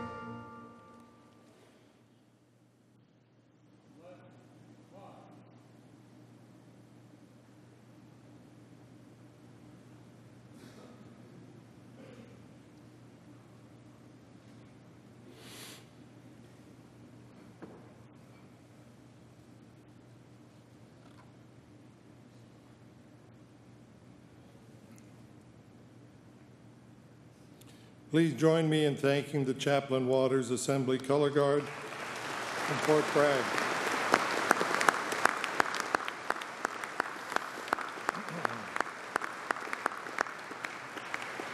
Please be seated. In 2001, at the Basilica of Our Lady of Guadalupe in Mexico City, I was installed as Supreme Knight, and together with the Board of Directors, we dedicated the Order of the Knights of Columbus to Our Lady of Guadalupe. Her miraculous appearance to St. Juan Diego nearly 500 years ago changed the course of history, initiating the greatest evangelization in the history of Christianity. So during these challenging days, we invoke Our Lady's intercession for the unity and harmony of all her children throughout the world, and we look to her as the single model, the singular model of a perfectly enculturated evangelization and enculturation. And so, as we do every year, I ask my brother knights here assembled by your standing applause to join me in renewing the dedication of the Knights of Columbus to Our Lady of Guadalupe, Mother of the Civilization of Love.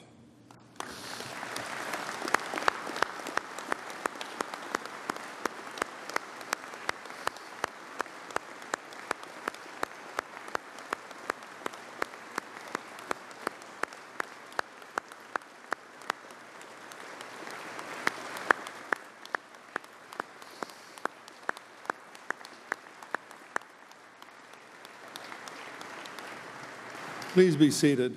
And at this time, I want to express my gratitude to the Missouri Knights who serve as our convention hosts here in St. Louis. Under the leadership of State Deputy Joseph Rosenthal, you have provided us with a very warm welcome here in the Show Me State. And as it was for America, St. Louis was a gateway city for the western expansion of the Knights of Columbus. St. Louis Council 453 was chartered here in 1899. Kansas City Council followed, Council number 527, followed a year later, and the Missouri State Council was formed in 1902. Not long after, St. Louis hosted the first Supreme Convention here in 1908 and was followed again by Supreme Conventions in 1959 and 1991.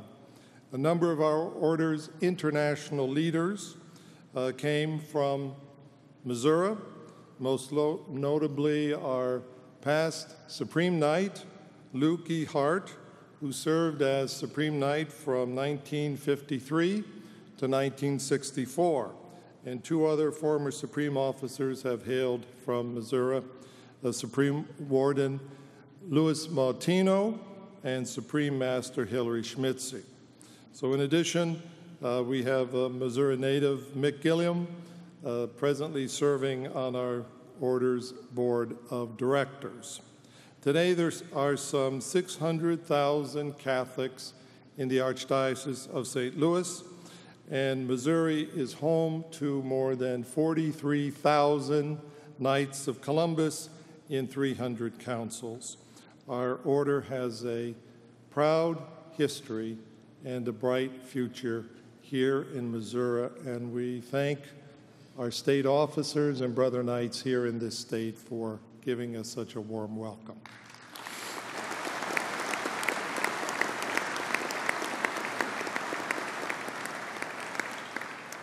And as we begin our convention, I also want to take this opportunity to express our deep appreciation and gratitude to the Archbishop of St. Louis, His Excellency Robert Carlson, who has served here since 2009. Your Excellency, thank you for the truly beautiful Mass and inspiring homily, and in particular for your dedicated service for so many years in the Knights of Columbus. Your Excellency, thank you.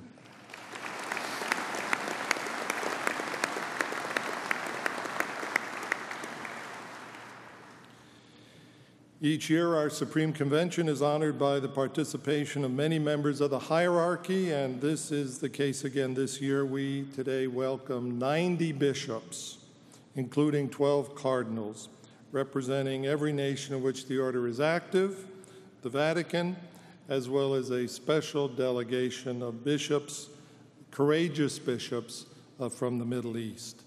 Your Eminences, your Beatitude, your Excellencies, we deeply appreciate your presence here at the Supreme Convention and for your steadfast support of the Knights of Columbus in your home diocese. And on behalf of all my brother Knights, I wish to take this opportunity to thank you in person and those with you in spirit of your brother bishops for your friendship, your support, and I ask all the delegates to join me in expressing that appreciation to you now. Thank you so much.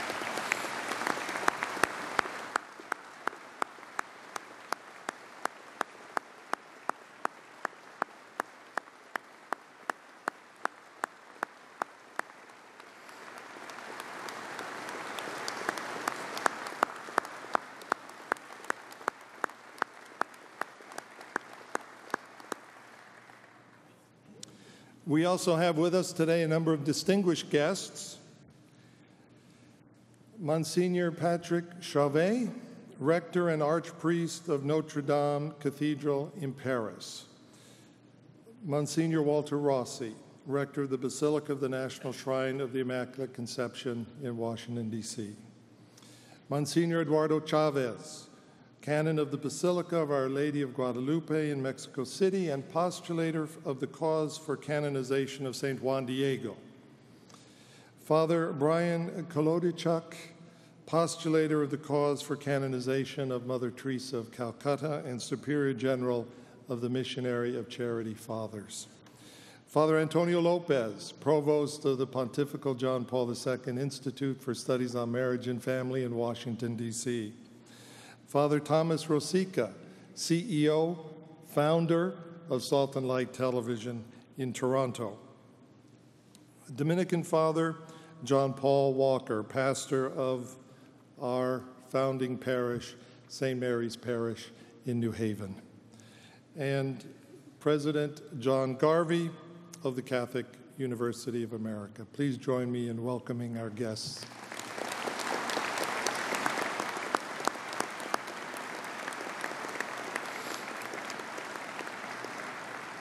According to our tradition, the Supreme Council has requested messages of greeting from the heads of state of the nations in which our order is established and active, as well as many distinguished ecclesial authorities. And we are again honored this year to receive a special message from our Holy Father, Pope Francis, conveyed through a letter from the Vatican Secretary of State.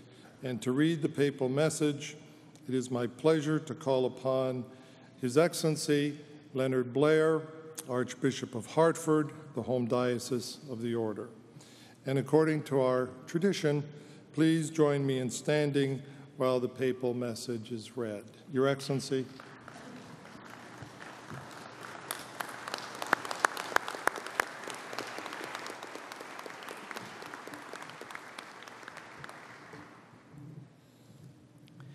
From the Vatican, the 18th of July, 2017. Dear Mr. Anderson, His Holiness Pope Francis was pleased to learn that from 1 to 3 August 2017, the 135th Supreme Convention of the Knights of Columbus will assemble in St. Louis, Missouri. He has asked me to convey his warm good wishes to all present, together with the assurance of his closeness in prayer. The theme of this year's convention, Convinced of God's Love and Power, points to the secret source of all Christian life and mission, our conviction that God's saving love, revealed in the death and resurrection of his Son and poured into our hearts by the Holy Spirit, impels us to share the good news of salvation with every man and woman. It is precisely this conviction that underlies all our enthusiasm for evangelization, for we have a treasure of life and love which cannot deceive, and a message which cannot mislead or disappoint. This same experience of God's love and power, lived in the heart of the Church, led to the founding of the Knights of Columbus as a fraternal and charitable union of Catholic laymen, workers, husbands, and fathers. The subsequent history of your order demonstrates how a spirit of solidarity and mutual concern, inspired by God's love, can grow, like the mustard seed in the parable, into something immensely greater, contributing to the glory of God, the spread of his kingdom, and the universal mission of the Church. If God is for us, Who can be against us? St. Paul's question to the Romans expressed his own firm conviction that the infinite power of God's love, revealed in the cross of Christ, prevails over every form of worldly evil. The Holy Father has often observed that in our own day, a new world war is being fought piecemeal as an ungodly thirst for power and domination, whether economic, political, or military, is leading to untold violence, injustice, and suffering in our human family. He has asked Christians everywhere, truly convinced of the infinite power of God's love, to reject this mentality and to combat the growth of a global culture of indifference that discards the least of our brothers and sisters. In fidelity to the vision of the servant of God, Father Michael McGivney, may the Knights in their families, their parishes, and their local councils respond generously to this challenge, first and foremost by recommitting themselves to their properly lay vocation of striving for the sanctification of the world from within, by carrying out their daily responsibilities in the spirit of the gospel and revealing Christ to others through the witness of their lives. In this way, they will help to lay solid foundations for the renewal of society as a whole by working to change hearts and build peace, one person and one community at a time. His Holiness is especially appreciative of the unremitting efforts of the Knights of Columbus to defend and promote the sanctity of marriage and the dignity and beauty of family life. In his apostolic exhortation, Amoris Laetitia, echoing the concerns expressed by the 2015 Synod of Bishops, he linked healthy family life to the health of society as a whole, and emphasized the special task of education that in God's plan is entrusted to Christian parents. It is in the family that we come to see that the larger world is also our home, in which we are called to live together, to learn closeness, care, and respect for others, and to value the God-given gifts that each of us has to offer for the good of all. The strengthening of sound family values and a renewed vision of our responsibility for the moral health of the greater community will contribute to overcoming the polarization and general coarsening of the social fabric that is an increasing source of concern even in the most prosperous of our societies.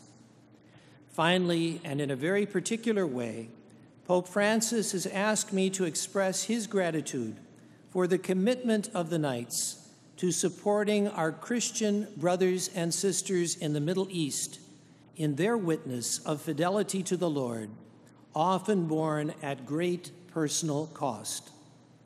None of us can be blind to the sufferings of those whom fratricidal violence and religious fanaticism have left homeless or forced to flee their ancient homelands. The Knights of Columbus Refugee Relief Fund is an eloquent sign of your order's firm commitment to solidarity and communion with our fellow Christians. The Holy Father once more asks the Knights and their families to pray for those in need, for the conversion of hearts, and for an end to the spiral of violence, hatred, and injustice in that region. With these sentiments, His Holiness commends the deliberations of the 135th Supreme Convention to the intercession of Mary, Mother of the Church, and assures the Knights and their families of a special remembrance in his prayers. With great affection, he imparts his apostolic blessing as a pledge of strength and peace in the Lord. Yours sincerely, Cardinal Pietro Parolin, Secretary of State.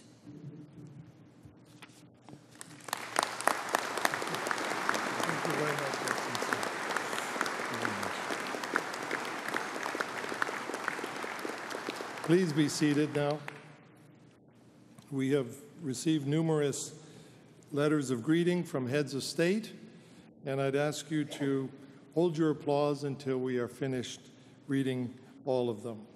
We are pleased to have received a greeting from the President of the United States, which reads as follows. I send my greeting to the members of the Knights of Columbus Supreme Council as you gather for the 135th Supreme Convention. Since 1882, the Knights of Columbus has worked tirelessly to improve the lives of those most in need, inspired by a reliance on faith and an enduring commitment to the principles of unity, charity, fraternity, and patriotism. The Knights of Columbus continue to defend life, human dignity, and religious liberty, providing hope to people of all faiths and backgrounds. I commend the Knights of Columbus for supporting victims of violence and religious persecution in the Middle East and around the world. Your compassionate initiatives to serve our communities, to provide humanitarian aid abroad, and to advocate on behalf of the least among us are inspiring examples of God's love and power. Melanie and I are grateful for your prayers and support.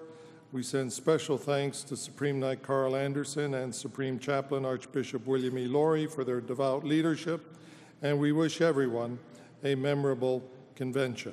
May God continue to bless the Knights of Columbus as you remain unremittingly dedicated to his work. Sincerely, Donald Trump. To read the letter of greeting from the Prime Minister of Canada, I call upon State Deputy Brian Schatz of Saskatchewan, President of the Canadian Association of the Knights of Columbus. Worthy State Deputy.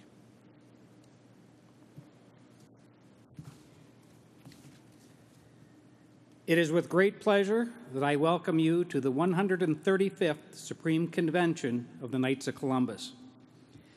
Since 1882, the Knights of Columbus have built one of the world's most prominent and prolific service organizations, firmly anchored on common Christian values and the principles of charity, unity, fraternity, and patriotism.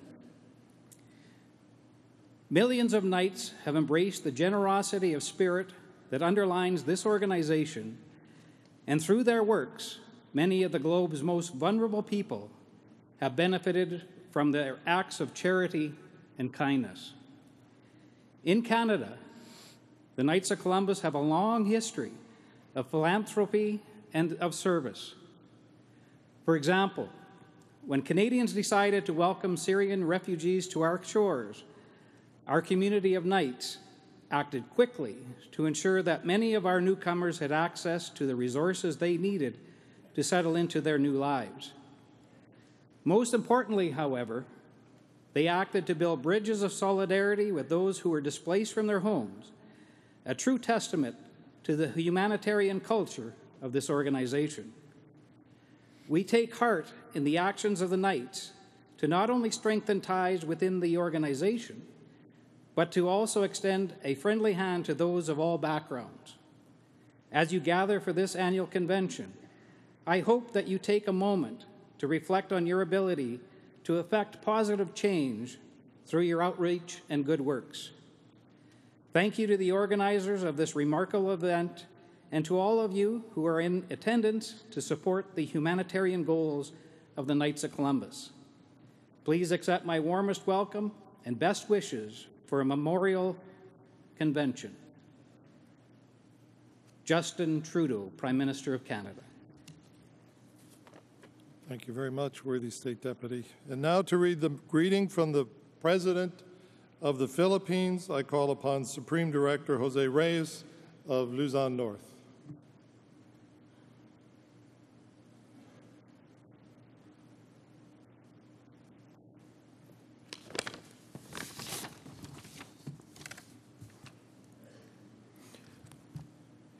My warmest greetings to the Knights of Columbus Supreme Council as it holds its 135th Supreme Convention.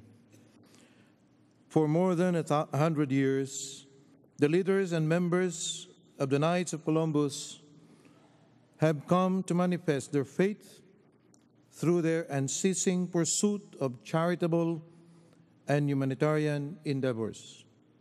Its programs have uplifted thousands of disadvantaged communities and have made a difference in the lives of millions of people around the globe.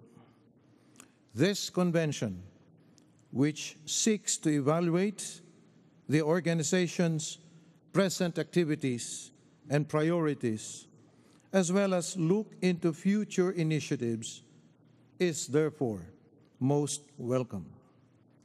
May it continue to be a beacon of hope for our brothers and sisters who are in need and provide relief to those who live along the peripheries of society. Indeed, real and meaningful transformation will only occur if we accept our responsibilities and duties as nation and community builders. Let us all become catalysts of change and bring about a more inclusive and progressive future for the entire humanity. I wish you an engaging and successful gathering. Signed, Rodrigo Roa Duterte, Manila, August 1st, 2017. Thank you very much, worthy Supreme Director. And now to read the letter from the President of Poland, I call on the State Deputy of Poland, Tomasz Wawaszkowicz.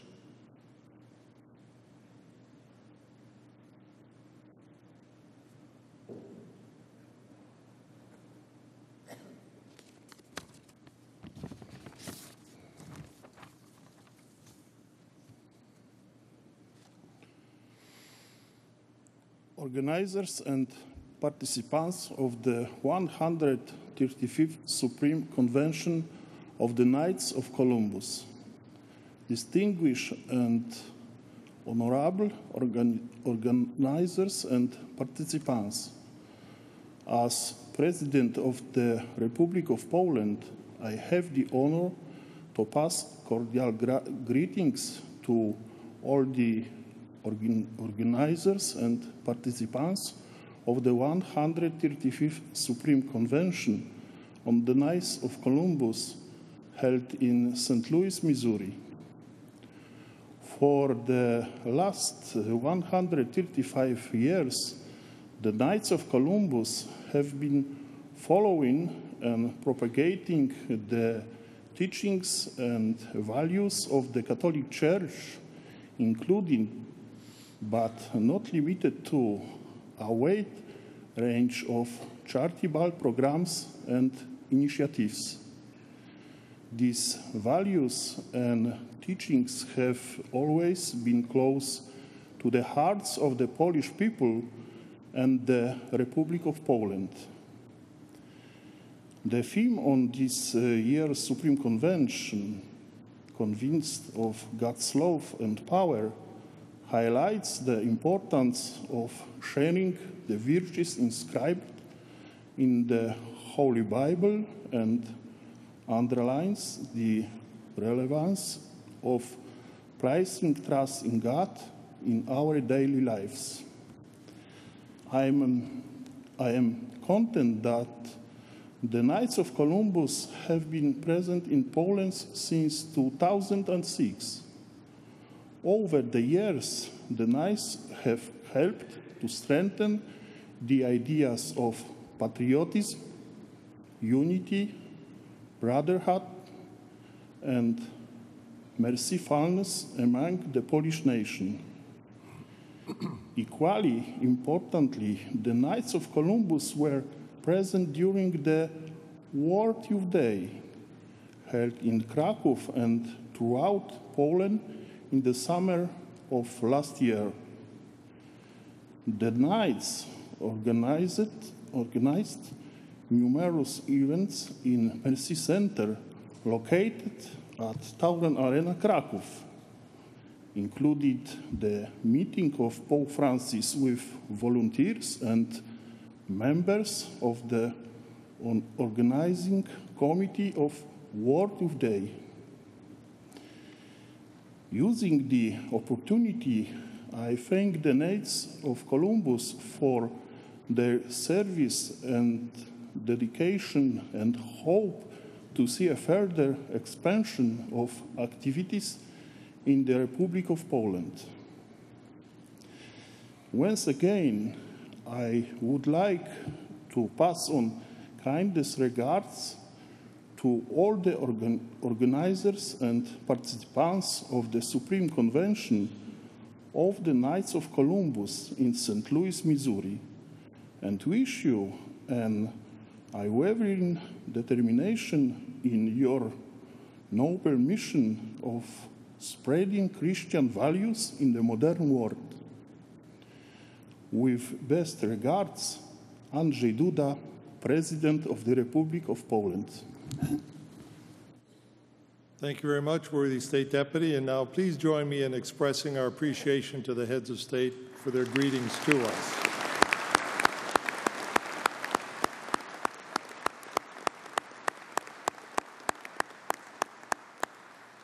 We've received many encouraging greetings from distinguished leaders of church and state, too many to be read at this time, and therefore I ask that the Supreme Secretary include each of them in the proceedings of this meeting. The next order of business is the reports of the Supreme Officers, and for that purpose, I turn the gavel over to our Deputy Supreme Knight, Patrick Kelly.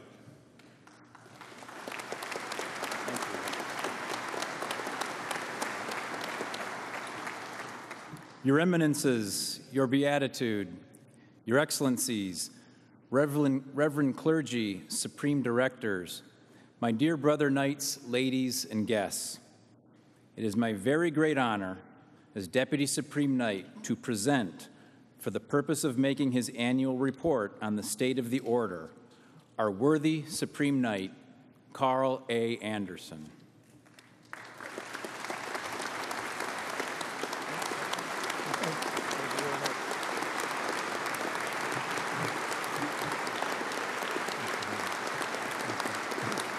Thank you very much. My brother knights, 8 centuries ago, a king of France led his nation by the example of his faith. Unlike other kings that people could remember, this one invited the poor to eat at his table and even washed their feet. He cared for lepers, defended the rights of his citizens, and protected the church from the abuses of civil authorities. He sought to protect Christians in the Middle East, spending years in Syria. He led France in an exceptional era of its history.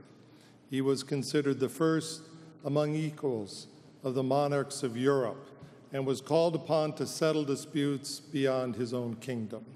Putting his faith first, this king built the beautiful royal chapel Sainte-Chapelle in Paris, to enshrine one of history's most precious relics, our Lord's crown of thorns. Louis IX, King of France, lived the ideal so often expressed by Pope Francis, that true power is service. St. Louis was a leader of knights, and today the Knights of Columbus meets in the city named for him. For generations, this city was the gateway to America's West. It is also a city with a rich Catholic heritage and deep roots for the Knights of Columbus. French missionaries brought the faith here, men like Jesuit Father Sebastian Louis Marin. He worked tirelessly, ministering to the French settlers and the Native Americans. The legacy of the North American martyrs that we celebrated last year in Toronto continued here in St. Louis. Descendants of the Iroquois, who had been converted decades earlier, came to St. Louis in the 1830s, asking for a black-robed priest to minister to them. And the priest who answered their plea was the famous Belgian Jesuit missionary, Pierre-Jean de Smet. In addition to his missionary work, he mapped the Missouri River and served as an emissary of peace to Native Americans. And after a life of service, he died here in St. Louis in 1873. These missionaries loved God, and they loved their neighbor. They showed the very real power of love and service. They knew that God's love could be transformative, and through his love and their service, they transformed the world. The city of St. Louis has seen many changes over the years, but its tradition of faith remains. What began here as a French outpost soon came under the authority of Spain and then the United States. But the Catholic faith had taken root, and it continued to flourish. It flourished because of the determination and prayers of missionaries, such as St. Rose Duchesne, who came to St. Louis in 1818 to help evangelize the children of French settlers and Native Americans. Even when she was elderly and infirm, her presence was demanded. "She must come," wrote one missionary. "She may not be able to do much work, but she will assure success to the mission by praying for us." Missouri was the birthplace of the first black Catholic priest in the United States, the servant of God, Father Augustus Tolton. He was ordained in Rome in 1886. He returned home to the United States, where he led an exemplary life, ministering with love and care to his black community. Catholics not only brought their faith to the Western United States, they also brought higher education. One of our country's first institutions of higher learning west of the Mississippi was founded here in St. Louis by a bishop. And what began as a Latin academy soon became St. Louis University, the second oldest Jesuit university in the United States. And this Catholic university would develop into the first graduate school, the first medical school, and the first law school west of the Mississippi. For the Knights of Columbus, St. Louis also has a special meaning. Council 453 was established here in 1899, less than 2 decades after the founding of our order. It was one of our first councils west of the Mississippi. And so also for the Knights of Columbus, St. Louis was a gateway to the West. This city has also been home to key leaders in Knights of Columbus history, and one in particular stands out. Prior to becoming the 10th Supreme Knight, Luke Hart practiced law in St. Louis, served as Assistant City Attorney, and was elected to the St. Louis Board of Aldermen. And in 1953, under his leadership as Supreme Knight, the Knights of Columbus helped establish the Vatican Film Library at St. Louis University. And the library now includes more than 37,000 manuscripts microfilmed from the Vatican Library. Today, we also recall the historic 1999 visit to St. Louis of Pope John Paul II, a visit regarded by many as the most important event in the history of St. Louis. His Mass, which was celebrated here in this very building, was attended by more than 104,000 participants. It is still considered the largest indoor gathering in the history of the United States. Today we recall his words during that papal Mass. After recounting the Catholic history of St. Louis, a history that began in 1698, he said, "These 3 centuries have been a history of God's love poured out in this part of the United States, and a history of generous response to that love." This year marks our 135th anniversary. We celebrate our anniversary in a city named for a great and saintly Catholic king, a city of missionaries, a gateway city opening up the promise of a new continent. And like those early missionaries, we come to St. Louis because, in the words of this year's convention theme, we are convinced of God's love and power. Our theme comes from Pope Francis's World Day of Peace message. He praised those who rather than resort to violence, are so convinced of God's love and power that they are not afraid to tackle evil with the weapons of love and truth. My brother Knights, each day we tackle the evils of our times in ways large and small. we take to heart these words of St. Teresa of Avila. She wrote, "Christ has no body now on earth but yours, no hands but yours, no feet but yours. Yours are the eyes through which the compassion of Christ must look out on the world. Yours are the feet with which he is to go about doing good. Yours are the hands with which he is to bless his people." Every day, Knights serve as our Lord's hands. And last year we did so as never before. The Knights of Columbus reached an all-time high in charitable giving with more than $177 million donated. That is nearly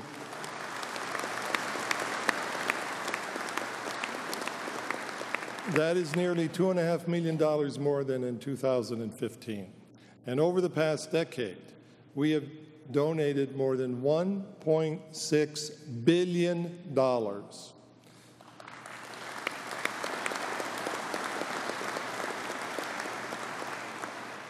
The 10 jurisdictions that led the way this year were Texas with $9.2 million, followed by California, Michigan, Illinois, Florida, Ontario, Missouri, New York, New Jersey, and Wisconsin. And we also set a new record for the time volunteered by Knights, 75 million hours.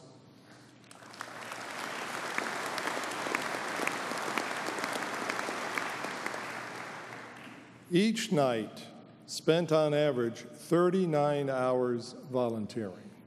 And the jurisdictions, the 10 jurisdictions that led the way in volunteer hours were Texas with 5.6 million, followed by Luzon North, Florida, California, Illinois, Luzon South, Ontario, Visayas, Pennsylvania, and Quebec. Now, Independent Sector estimates the value of a volunteer hour at $24. In other words, last year, Knights of Columbus gave more than $1.8 billion of their time. And over the past decade, our volunteer hours, their value, has totaled more than $15.5 billion.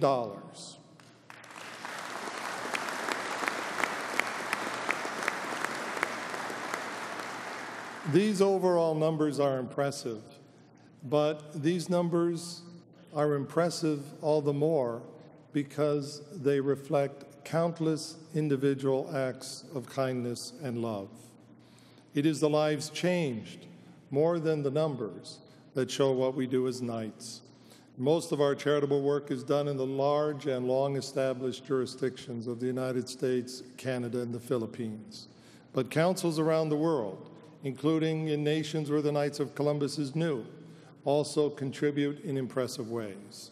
In Poland, the bishops announced a year in honor of St. Brother Albert.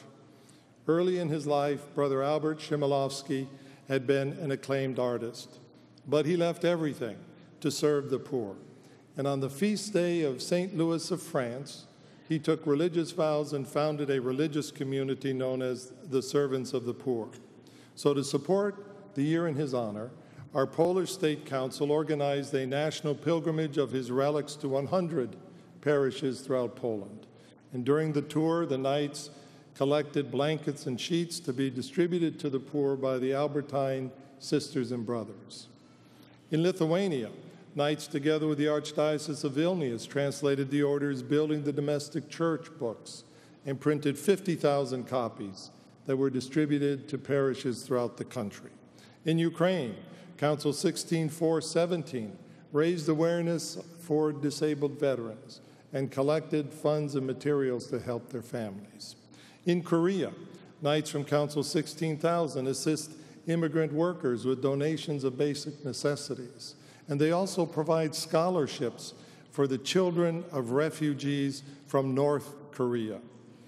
In Mexico, members of Council 13-963 in Mexico South reached out to poor families during Holy Week and Christmas by bringing them basic necessities, spending time praying with them, and giving toys to needy children. In France, members of Council 16-502 in Paris renovated a room at their parish to use for youth activities and raised funds for persecuted Christians in the Middle East. Knights from Council 16503, also in parish, sponsored sports activities at their parish for the children of their neighborhood, many of whom are Muslim. Knights are also there when natural disasters strike. Last August, more than 30 inches of rain fell in southern Louisiana in only a few days. The rainfall was equal to 3 times the amount of water that inundated the region during Hurricane Katrina. More than 60,000 homes were flooded. In response, the Supreme Council spearheaded a national fundraising campaign to assist the flood victims. In September, I visited the area with Supreme Secretary Michael Connor. We witnessed firsthand our relief efforts. The destruction was breathtaking, but so was the response of our brother Knights. Among the first to respond were members of Council 9247 in Baton Rouge. They were joined by the Louisiana State Council and Knights from throughout the region to provide meals, emergency supplies, and hands-on support. They transported drinking water and even filled sandbags to stop the flooding. They also helped relocate families and served more than 4,000 meals to those affected. And after the flood water subsided, the work of our brother Knights continued as they assisted with the rebuilding. Then, soon after these floods, Knights came to the aid of victims of Hurricane Matthew. In addition to local relief efforts in North Carolina, Knights from throughout the country provided aid.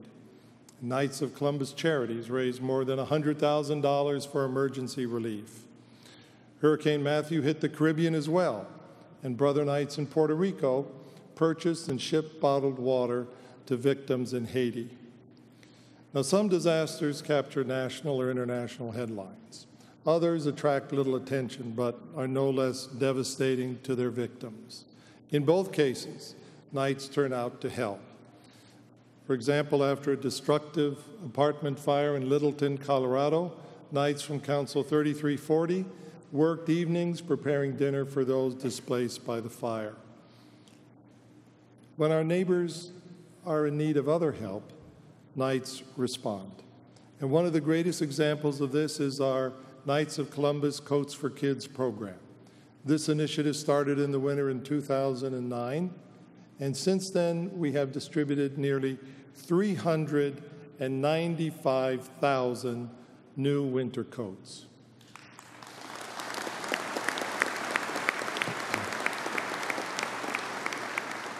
Last year, over 1,700 councils provided coats for more than 88,000 children. In Lincoln, Nebraska, Knights teamed up with first responders, University of Nebraska-Lincoln student athletes, and former NFL players to provide more than 1,000 coats to kids at the local Catholic Social Services Center. Another one of our popular programs is Food for Families. Also begun in 2009, this initiative continues to grow. Last year, councils donated nearly 3 million pounds of food and almost $1.6 million to support soup kitchens and similar programs. Council 8045 in Alberta partnered with the St. Vincent de Paul Society to conduct a 40 cans for Lent food drive. The council set a goal of 2,500 pounds of food, but after 6 weeks, they had collected more than 9,000 pounds for a local food bank. For 8 years, we've been distributing wheelchairs in partnership with the Global Wheelchair Mission. And during this time, we've donated more than 64,000 wheelchairs. Last year, we distributed wheelchairs around the globe, including in the Holy Land, Honduras, Jamaica, Mexico, the Philippines, Sierra Leone, and Vietnam. In Texas, for example, Council 11716 organized the parish fundraising drive that collected more than $62,000 to provide wheelchairs for the Teletón Children's Rehabilitation Center in La Paz, Mexico. Now, of course, not all disabilities are physical, and Knights have long been friends of those with intellectual disabilities. One of our longest-standing charitable partnerships is with Special Olympics. We assisted with the very first Special Olympics in 1968, and we've been there helping ever since. Last year, Knights volunteered more than 300,000 hours and raised more than $4 million for Special Olympics. And we raised an additional $4.2 million for other programs for people with intellectual disabilities. For example, Council 13217 in Georgia sponsors an annual 5K race to raise money for Special Olympics. And last year, the event raised $24,000. We also continue working with Habitat for Humanity. Last year, our councils raised nearly $600,000 and gave more than 1 million volunteer hours to Habitat for Humanity projects. Councils around the country also help save lives through blood drives.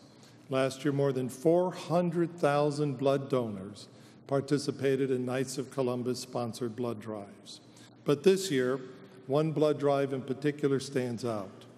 When political violence shocked our country with the shooting of Congressman Steve Scalise, Brother Knight Adrian Bruneau and Council 1437 in Louisiana organized the special blood drive in the congressman's name. It was the perfect counterpoint to that act of violence, and it helped bring Congressman Scalise's community together. Knights also care for our common home. We have answered the call of Pope Francis in Laudato Si. In that encyclical, the Pope stressed the need for clean water, and we are continuing our partnership with the organization Charity Water to build 20 new clean water wells, 10 in Ethiopia and 10 in Uganda. These wells will save lives and improve the health of entire communities and thousands of people. The wells in Ethiopia are moving forward and are already transforming lives. And the ones in Uganda will be finished next year. In the Philippines, for example, Knights from Council 11594 in Luzon planted mangrove trees to help protect fish, coral, and the shoreline. And Council 8026 in Ontario planted 160 cedar trees on their parish grounds. We have a special responsibility to care for the world around us. As St. Ignatius of Loyola wrote, all the things in the world are gifts of God, created for us to be the means by which we can come to know Him better, love Him more surely, and serve Him more faithfully.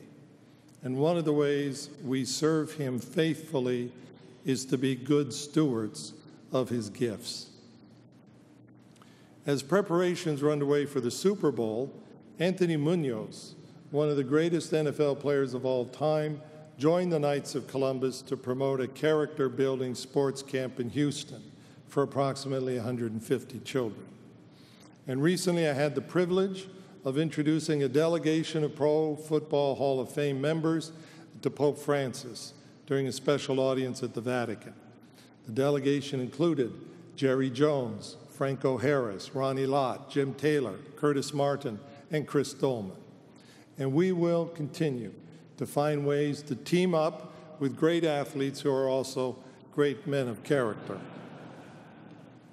We do this in the spirit of our brother knight, Vince Lombardi, who once said, after all the cheers have died down and the stadium is empty, the enduring thing that is left is the dedication to doing the very best we can to make the world a better place in which to live. And this is the message.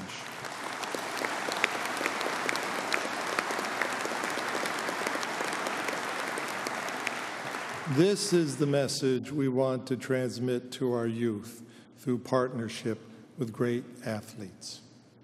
Now, overall, we've donated nearly $1.7 million to support youth athletics. We've helped young people in other ways, too, assisting schools, offering scholarships, and providing practical training. Members of Council 15533 in Ohio helped replace ceiling tiles in the library of St. Dominic's School, saving the school approximately $4,000. Knights in Council 8447 in Luzon South donated 160 desks, along with overhead projectors, screens, and music players to 4 schools. Council 10483 in Kansas held a clinic to show young drivers how to deal with roadside emergencies, and the Knights offered one-on-one coaching and gave each participant a vehicle emergency kit. And 2 of our most successful youth programs continue to grow, our free throw championship and our soccer challenge. The Order also offers a variety of educational scholarships. Local councils and assemblies gave more than $7.6 million in scholarships, and the Supreme Council gave an additional 515 scholarships totaling nearly $1.3 million. Overall, our local councils and assemblies gave nearly $19.5 million to youth programs last year. The Knights of Columbus continues to work to provide safe environments for our children through our work with Presidium. We utilize the most up-to-date measures and resources available, and the Supreme Council's Office of Youth Protection works vigorously to ensure safe environments.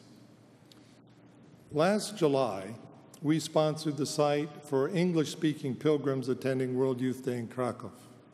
The Knights of Columbus has held a significant role in World Youth Day celebrations since 1984, including our sponsorship of the catechesis sites in Sydney and Madrid. But our work in Krakow was unprecedented. We partnered with the Sisters of Life, the Sisters of Our Lady of Mercy, Salt and Light Television, Holy Cross Family Ministries, and the Dominican Fathers. And together, we transformed one of the largest arenas in Poland into the Mercy Center. There we welcomed more than 100,000 pilgrims over 5 days, and it was the most popular catechesis site in any language. The Mercy Center held the largest World Youth Day gatherings outside of the papal events. And on the final day, we hosted the meeting of Pope Francis with 12,000 World Youth Day volunteers. College Knights from the United States, Canada, Mexico, and Poland volunteered to make the Mercy Center a great success. Now, over the past 3 years, we have donated more than $13 million for Christian refugee relief. Most of the money has provided Christians in Iraq with food, clothing, shelter, education, and medical care. We have also helped Christian communities in Syria, Jordan, Lebanon, and Egypt. And we have helped other religious minority groups targeted by ISIS, including the Yazidis. And along with our work in the Middle East, we continue to reach out in Africa. In addition to building wells through our support of Charity Water, our work continues with the Apostles of Jesus to provide shelter, education, and care for AIDS orphans in Uganda and Kenya, many of whom are HIV positive. For 135 years, Knights have gone to the peripheries with works of charity. Father McGivney's vision of helping widows and orphans in 19th century New England has become a 21st century global initiative. For 45 years, membership in the Knights of Columbus has grown. We now stand at the all-time high of 1,941,728 members.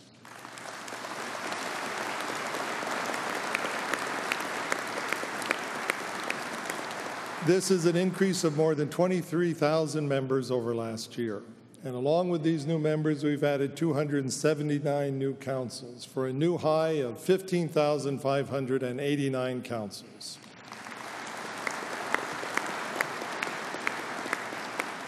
And this is the 80th year of consecutive council growth. And as the church around the world celebrated Holy Week, Supreme Master Dennis Stoddard and I had the opportunity to visit South Korea. We met with Brother Knights and their families, as well as church, military, and civic leaders. We also joined Bishop Richard Spencer of the Archdiocese for the military services during his pastoral visit there. We met with Cardinal Andrew Young, Archbishop of Seoul, and Bishop Francis Xavier Yu, head of the Military Ordinariate of South Korea. And I can report to you the great enthusiasm and determination of our brother knights in Korea to extend our principles of charity, unity, fraternity, and our good works in a region of the world so in need of God's love and power. No other Catholic organization offers men what we do. We help a man to protect his family with our exclusive top-rated insurance. We help a man to bolster his faith and strengthen his family through our domestic church program. And we offer him the opportunity to live out his faith through charity as part of a brotherhood of dedicated Catholic men. We've done this for 135 years, and today we continue to do this in even greater ways. As we look at the past year, we can see that Christ has done great things with our hands. But he could do even more if more Catholic men joined our ranks. If every night recruited one new member each year, imagine the tremendous good we could do. This is especially true of our brother knights on college campuses. For example, college knights from both North Dakota State University and the University of North Dakota participated in an annual 32-mile bike race to raise funds for their Newman centers. And last year, they raised more than $120,000. We must also make sure that each council is providing the support that young men need, especially young husbands and fathers. And we should plan activities that encourage them to participate and organize events that include their young families. Many councils excel in membership recruitment, insurance promotion, and charitable service. And in this way, they attain Star Council status. The total number of Star Councils for this year was 2,071. So I ask you to continue to promote Star Councils. And I ask you also to build a strong foundation for your jurisdiction's success by recruiting more new members and establishing more new councils. Strive to make every council a community of brothers where the faith of a new member is supported and where the principles of charity, unity, and fraternity radiate out into the parish and into the community. In founding the Knights of Columbus, Father McGivney sought to respond to the difficulties affecting Catholic families in 19th century America. As a priest, he confronted the problems affecting the families of his parish, and he strengthened his parishioners' faith and their lives as Catholics. And considering that his two brothers followed him into the priesthood, we can easily understand that the McGivney family home was a true domestic church. His family was a living example of what the Second Vatican Council would later teach, that each person is called to holiness. The Knights of Columbus supports families in their vocation to holiness through our Building the Domestic Church while strengthening our parish initiative. This program helps our families become stronger Catholic families by strengthening the connection between family life and parish life. Throughout our jurisdictions, councils have sponsored our Holy Family prayer program. And during the past 2 fraternal years, we've held more than 13,000 prayer services with more than 2,300,000 participants. We also introduced a program of men's spirituality based upon Bishop Thomas Olmsted's apostolic exhortation, Into the Breach. Many of our founding members in the 1880s were Civil War veterans. They were men who cherished the values of brotherhood, values which had helped them survive the darkest days of that terrible conflict. And they knew well that if the nation, once divided, was to emerge stronger, it would have to discover a new sense of brotherhood that would allow the nation to cross the color line of blue and gray. Father McGivney believed that Catholics could make a unique contribution to this effort. He proposed a new form of Catholic brotherhood based upon charity, unity, and fraternity. And within a short time of the Order's founding, the year 1900 to be exact, it would seem only natural that patriotism should be added to that list. And almost 2 decades later, patriotism was front and center in American life as the U.S. entered the First World War. Indeed, the Knights of Columbus was one of the most important groups supporting that effort. We took a leadership role during World War I, attending to both the spiritual and the physical needs of our troops. The Knights of Columbus Committee on War Activities raised more than $14 million. By the end of the war, nearly 2 million men would serve in the American Expeditionary Force. But the first American to fall in battle was a brother knight from Missouri, Lieutenant William Fitzsimmons, a medical doctor from Council 527.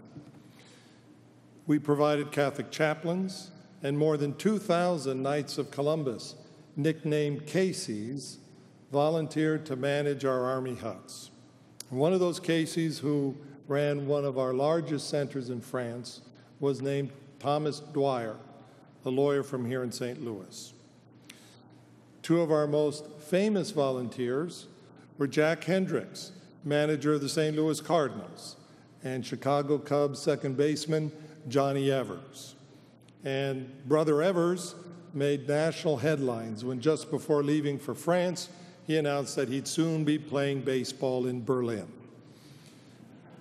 We had only one motto: everybody welcome and everything free. And everybody meant everybody.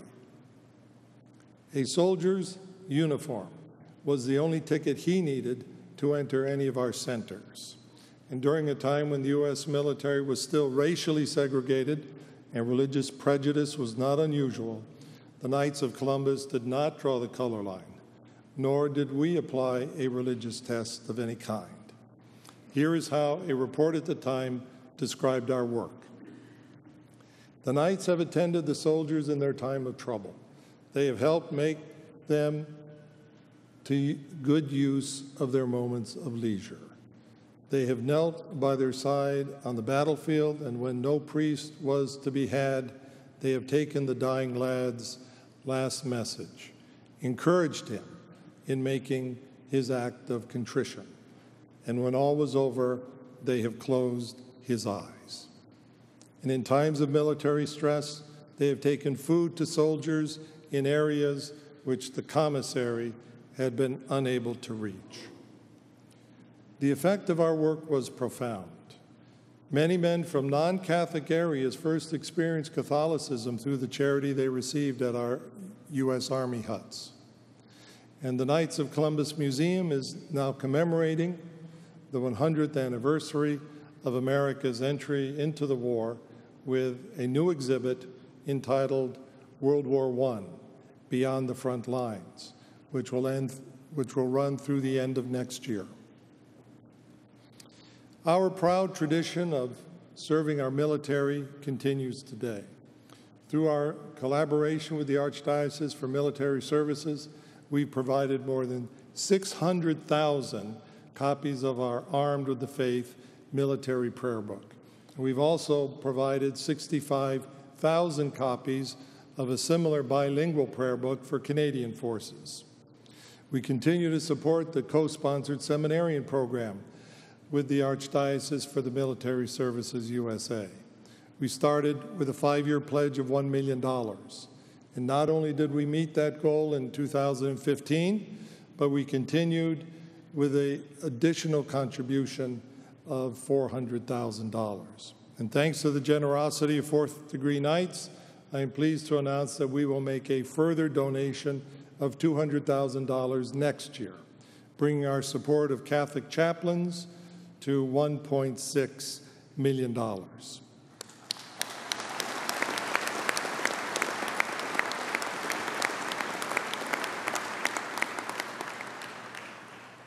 Our brother knights in the armed forces are often charitable leaders through the work of our 66 active military councils. For example, members of our Afghanistan Roundtable, sponsored by Council 11-3 02 in Washington, D.C., collected clothes, toys, food, and school supplies for the Missionaries of Charity to distribute to poor families in Afghanistan. And following Hurricane Matthew, Brother Knights from Military Council 15250 at Fort Bragg, North Carolina, visited the homes of disabled veterans to clean up, remove debris, and repair damages. Knights also serve our veterans, and Brother Knights are regular volunteers at VA facilities. In the past fraternal year, more than 1,130 Knights have regularly volunteered at 130 VA medical facilities, putting in more than 101,000 volunteer hours of service. And today we are one of the largest participants in the VA's Voluntary Services Program. Council 5780 in Connecticut held a drive to collect business attire for returning veterans who needed suits for job interviews. The event was such a success that the Knights delivered a truckload of business suits and other clothes to the Save a Suit Foundation.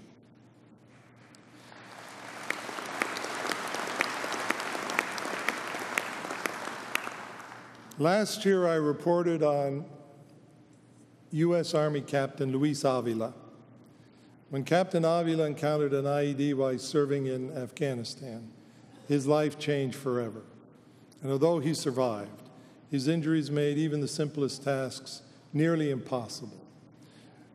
Through our partnership with the Gary Sinise Foundation, we helped Captain Avila overcome those obstacles by building him and his family a new computerized custom smart home. The smart home was dedicated this past Veterans Day in Chevy Chase, Maryland. Now, this was the second smart home we helped build in partnership with the Gary Sinise Foundation. And now we are working on a third home, this time for Nicholas Volt. It will be completed later this fraternal year. U.S. Army Captain Volt lost both legs following an IED explosion in Afghanistan. And because of his catastrophic injuries, Captain Volt was considered clinically dead. He required open heart massage and more than 500 units of blood, much of which was donated by more than 300 of his fellow troops. But today, Captain Volt is married and the proud father of a newborn son.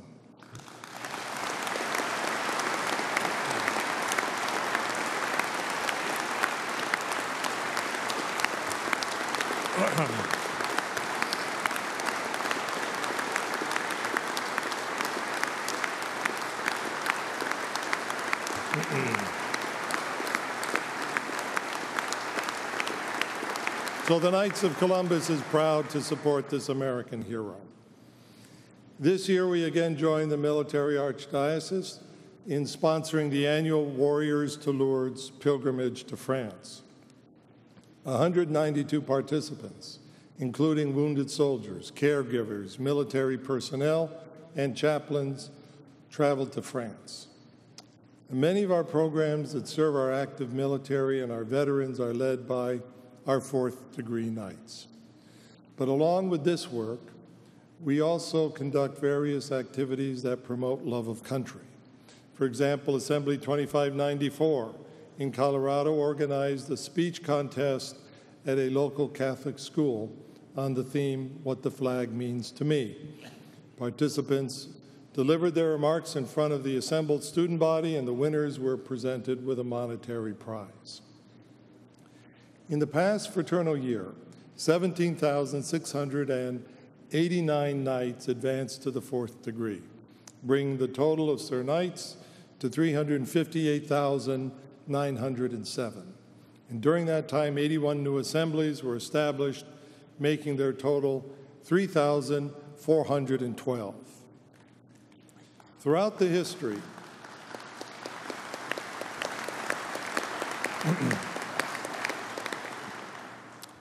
history, of the fourth degree, its official regalia has changed with the times.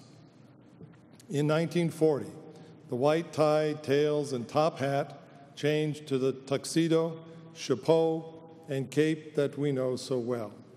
And in 1981, different color capes and chapeaus were officially recognized. This fraternal year, we make another historic change.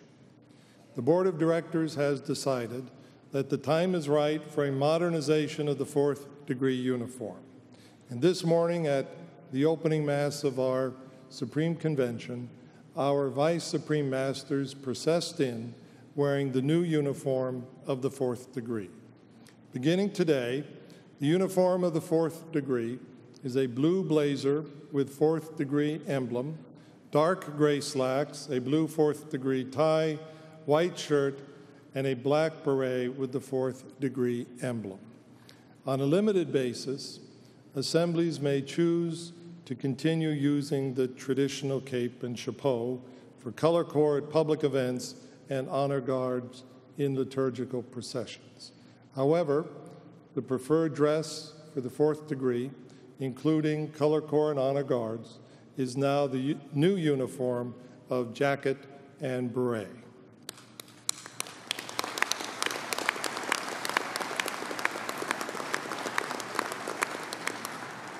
Father Michael J. McGivney was a man who knew adversity.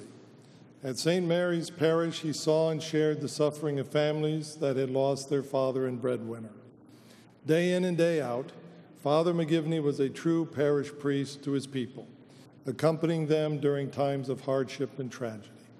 And today we remain committed to his vision of protecting the financial future of our Catholic families. The protection of our Brother Knights families is the mission of our insurance program and our agency force. Last year, we achieved our 16th consecutive year of growth in insurance sales with a new record, $8.54 billion in new life insurance.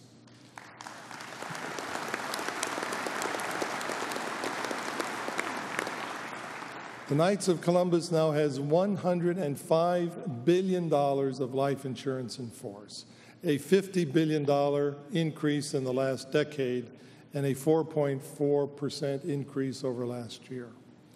Last year, we issued more than 71,000 life certificates, surpassing the closest fraternal benefit society by 19,500. We now have nearly 1.8 million certificates in force. Our 5-year sales growth of 1.4% was 7 times greater than the industry average. The Knights of Columbus lapse rate is 3.5%, one of the lowest in the industry. So simply put, more than 96% of our insurance members keep their policies.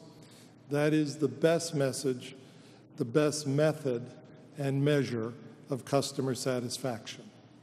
Last year, our insurance premiums exceeded $1.2 billion. Our annuity deposits were more than $658 million, an increase of 23%.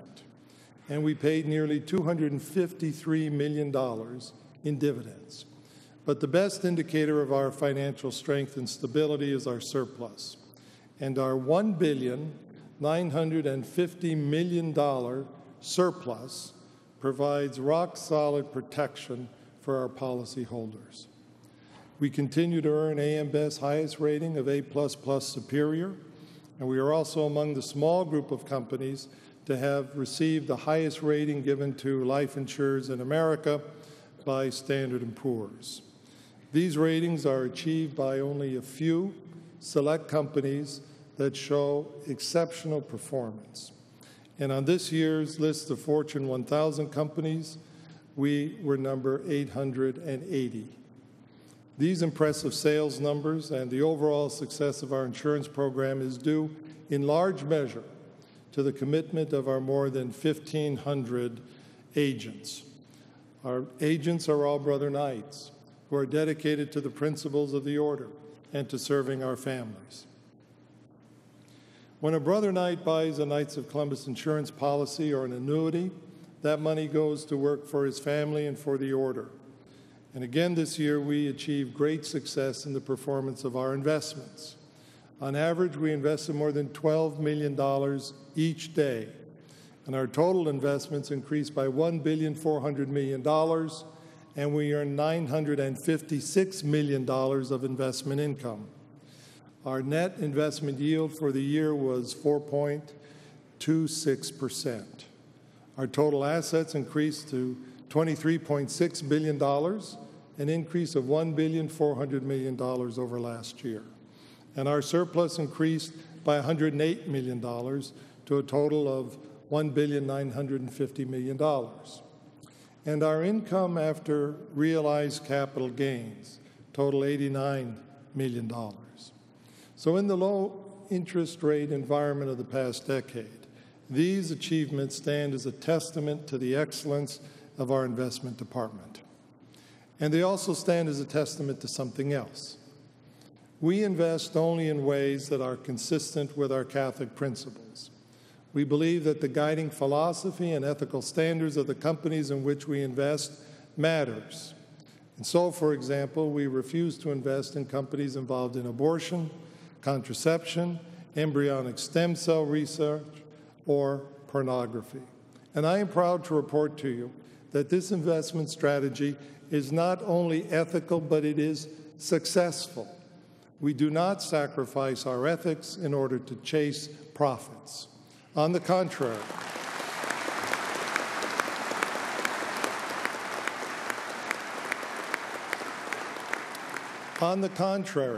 we believe a values-based, ethical strategy in both marketing and investments is the best way to achieve sustainability and to remain competitive in a free market economy. And now we've decided to make our investment model available to other Catholic institutions.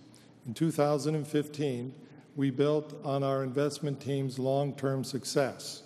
We founded Knights of Columbus Asset Advisors. This service offers faith-based investment solutions designed to meet the needs of Catholic institutions.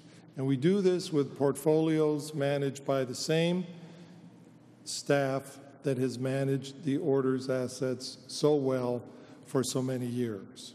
In this way, we can help other Catholic organizations put their money to work in ways consistent with our Catholic principles. And in 2 years, Asset Advisors has already attracted 137 clients in the United States, including 14 dioceses. We also help parishes and dioceses through our church loan program, which enables parishes and schools to finance construction programs at competitive interest rates. And at the close of 2016, our portfolio of church loan mortgages totaled nearly $100 million. That money is helping to build up our church by building churches from coast to coast. And again, for the fourth year, we were named a world's most ethical company by the Ethisphere Institute.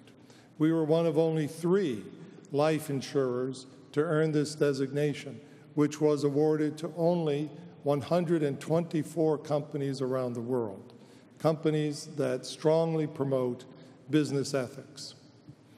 Pope Francis has urged Catholics to take up what he calls an ethics of fraternity as a means to help transform our societies. Now, this was also the vision of Father McGivney. We should remember that in Father McGivney's day, there were already many insurance companies in Connecticut. He could have easily referred his parishioners to these companies. But instead, Father McGivney wanted something different. He wanted something new. He wanted something distinctly Catholic. He wanted a new Catholic fraternity that would transform the practical men of his day into a committed brotherhood capable of helping one another. That is what he founded, and that is what we continue today. At the Knights of Columbus, we have developed a strong, successful business model based upon an ethics of fraternity. That is what we mean when we say insurance by Brother Knights, for Brother Knights. The Knights of Columbus has long been called the strong right arm of the Catholic Church.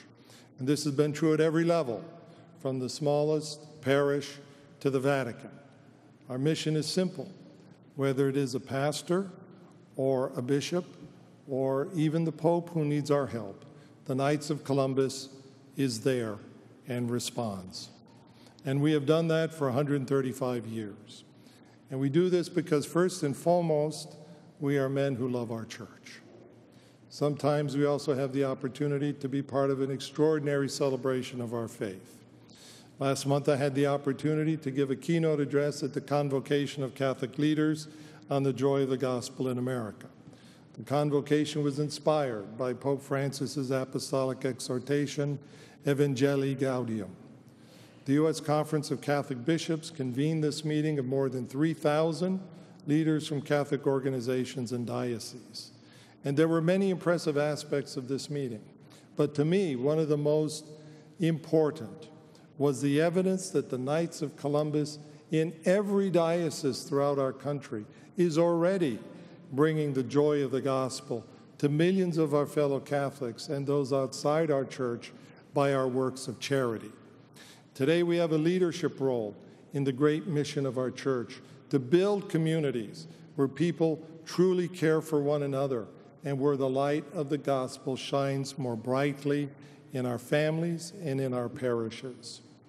Joining me at the convocation were Deputy Supreme Knight Patrick Kelly, who participated in several of the workshops, and our Supreme Chaplain, Archbishop William Laurie, who was the main celebrant and homilist for the Fortnight for Freedom Mass. And our Florida brothers were among the hundreds of volunteers assisting with the event. And the Knights of Columbus was proud to be a premier financial sponsor of the convocation. Last year, we were honored to work with Father Brian Kolodechuk, the postulator of the cause of Mother Teresa's canonization. No one was surprised that Pope Francis would declare Mother Teresa a saint. She led a life that radiantly expressed God's love for the poorest of the poor. And since the 1970s, we have been privileged to work closely with Mother Teresa and her missionaries of charity. We always felt a special affinity with Mother because our first principle, too, is charity.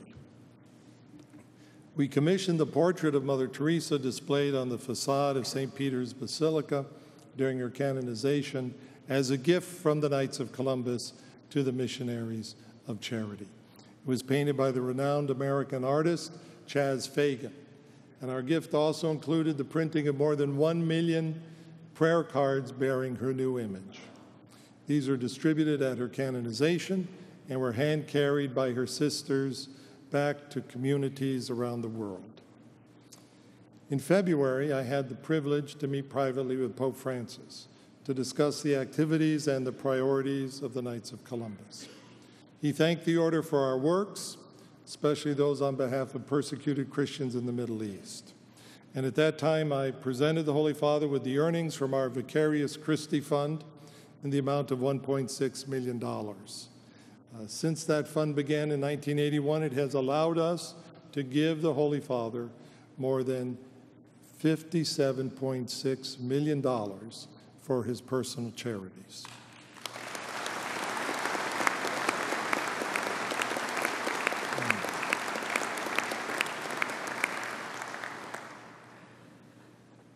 We also assisted the Vatican in different ways during the extraordinary Jubilee of Mercy. As part of our continuing efforts to foster greater cooperation between Catholics in North and South America, we provided funding for a conference on the Jubilee of Mercy held in Bogota, Colombia, co-sponsored by the Pontifical Council for Latin America, the Latin American Episcopal Conference, and the Archdiocese of Bogota. The event was attended by bishops from the United States, Canada, Latin America, and the Vatican. Our local councils also participated in the Jubilee Year of Mercy in many different ways. For example, Council 5080 in Ontario led a Jubilee Year of Mercy pilgrimage.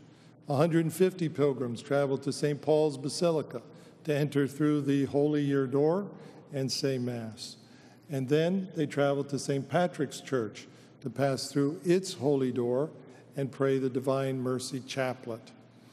In honor of the Holy Year, we also sponsored the restoration of a priceless masterpiece of sacred art, a 700-year-old crucifix in St. Peter's Basilica. Another way we participated in the Jubilee year was through the production of the documentary film The Face of Mercy. Narrated by Jim Caviezel, the film uses powerful testimonies to highlight the impact of God's mercy on people's lives. It aired on more than 130 ABC affiliates throughout the United States. And following our documentaries on Pope Francis and John Paul II in America, we released a new documentary film entitled Liberating a Continent, John Paul II and the Fall of Communism. The film recounts how St. John Paul II's spiritual leadership ensured a peaceful revolution of conscience that brought freedom and democracy to Eastern Europe. In December, the film received 2 Emmy Awards, and then it also made its premiere on Polish national television, was broadcast on Ukrainian national television, and it's currently available on Netflix. In addition to the film, we continue to evangelize through the printed word. Through our Catholic Information Service, which began here in St. Louis nearly 7 decades ago, as the Catholic Advertising Program, we continue to provide catechetical materials in English, French, and Spanish, and these materials are available not only in print, but they're available worldwide online. We continue to share the faith with thousands of Catholic pilgrims through our work at the St. John Paul II National Shrine. And last year, the shrine opened an historic exhibit titled God's Servant First, the Life and Legacy of Thomas More. We did this in partnership with the Christian Heritage Center in Stonyhurst in England. The exhibit included artifacts and relics of St. Thomas More, never before displayed in the United States. When declaring Thomas More the patron saint of statesmen and politicians, Pope John Paul II said that the message of his life and martyrdom speaks to people everywhere of the inalienable dignity of the human conscience. And so did our exhibit. And for the opening ceremony of the exhibit, we were honored to have with us one of the great champions of international human rights, a member of the House of Lords, Lord David Alton of Liverpool. And on St. John Paul II's feast day, we unveiled an 11-foot bronze statue of John Paul II, commemorating his 1979 Mass on the Mall in Washington, D.C. While we celebrate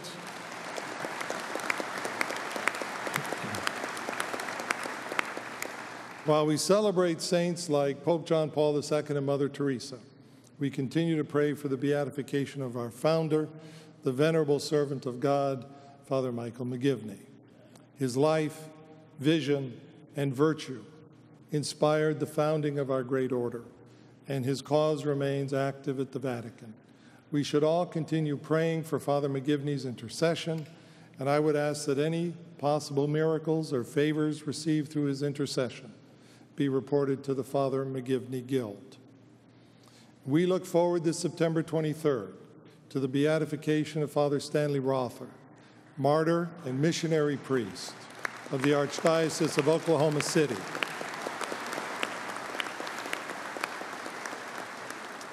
And we are proud to have contributed financially to the preparations that are now underway for his beatification ceremony. We have long been strong supporters of priestly and religious vocations. Our Refund Support Vocations program remains our flagship initiative supporting vocations. Last year, 3,213 local councils distributed nearly $4 million to 6,614 people pursuing religious vocations. And since that program began, we have supported over 100,000 men and women pursuing religious vocations. Our support for our parishes and priests remains strong at the state and local levels. It included more than $50 million in donations to the church last year, of which more than $19 million went to parishes, $7.7 million to Catholic schools, $7 million to seminarians, and $1.9 million to seminaries and houses of formation. Lithuanian Knights joined the thousands who gathered in the country's capital, Vilnius, for the beatification of Archbishop Matulionis on June 25th. The Archbishop was martyred by the Soviet regime after spending many years in prison and labor camps. The Lithuanian Knights helped with logistics for the event and provided volunteers. And in addition, the Supreme Council donated $50,000 to help support the ceremony. Council 6815 in Manitoba assisted the community of St. Mary's Polish Church, located nearly 2,500 miles away in Nova Scotia. After St. Mary's burned down, parishioners seeking to restore the church learned that 2 historic altars were in storage in Manitoba. And Council 6815 raised funds to transport the altars and other religious items across country, as well as to help with the restoration of St. Mary's.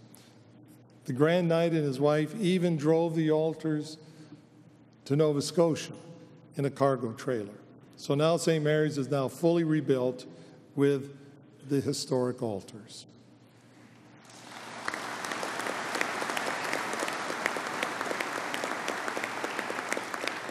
Council 8378 in Ontario spent 6 weeks and more than 600 volunteer hours restoring St. Mary the Assumption Church. And because of the council's efforts, the parish saved more than $40,000. We've also continued our strong support for EWTN and its mission to provide news coverage from a Catholic perspective through EWTN News Nightly. And in addition, we were most happy to see the dedication of Salt and Light Television's new headquarters in Toronto and the new Father Michael McGivney studio made possible through our financial support.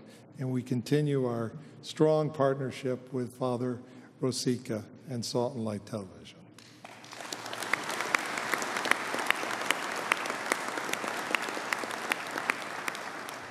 This year, the Knights of Columbus was deeply saddened by the passing of a cherished friend. Cardinal Lubomir Husar, former head of the Ukrainian Greek Catholic Church, passed away in May at the age of 84. Cardinal Husar was instrumental in bringing the Knights of Columbus to Ukraine. In 2005, at our Supreme Convention in Chicago, Cardinal Husar appealed for what he called a transplanting of our order to Ukraine. And because of his vision and that of his successor, Major Archbishop Shevchuk, as well as the strong support of Archbishop Mokretsky, the Knights of Columbus now helps to meet the pastoral needs of the Church in Ukraine.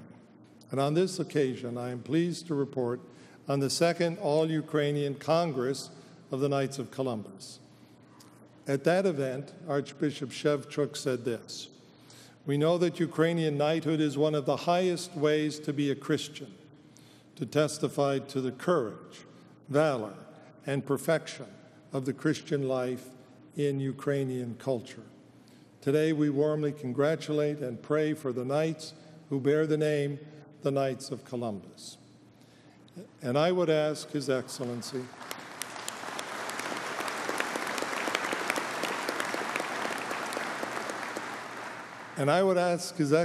Archbishop Mokretsky, who is with us today, to take back to the brother knights in Ukraine our solidarity and our gratitude as they continue their work of charity during this time of trial for their country. And we join them in praying for a peace in the region that respects the territorial sovereignty of their nation.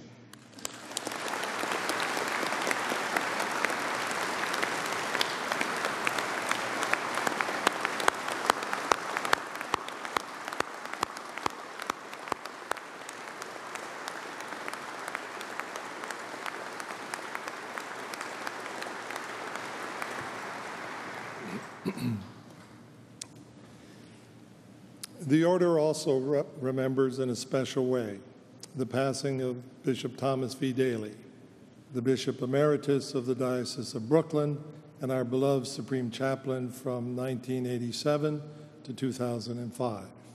He passed away May 15th at the age of 89. Bishop Daly grew up in a Knights of Columbus family. His father was a state deputy of Maine and later represented the Supreme Council in New England and Eastern Canada. Bishop Daly once wrote, "Just as I was brought up in the Catholic faith, I was brought up in the Knights of Columbus. Both educations have helped me as a priest and bishop and also as a Catholic man." No one could ask for a more dedicated Knight of Columbus, Catholic man, or holy priest than Tom Daly. He brought the light of the gospel to millions as our Supreme Chaplain, and may perpetual light shine upon him now.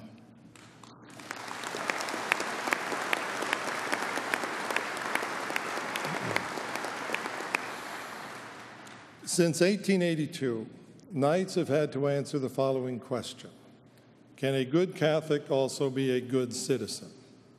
Now as then, our answer is a resounding yes. In fact, far from hindering citizenship, our Catholic faith enriches it. Recall the words of President John Adams in 1798. He said this: "We have no government armed with power, capable of contending with human passions unbridled by morality and religion. Avarice, ambition, revenge, or gallantry would break the strongest cords of our Constitution as a whale goes through a net. Our Constitution was made only for a moral and religious people. It is wholly inadequate to the government of any other." As Knights of Columbus, we would say this to President Adams: we counter avarice with charity, ambition with unity, revenge with fraternity, and errant gallantry with authentic patriotism.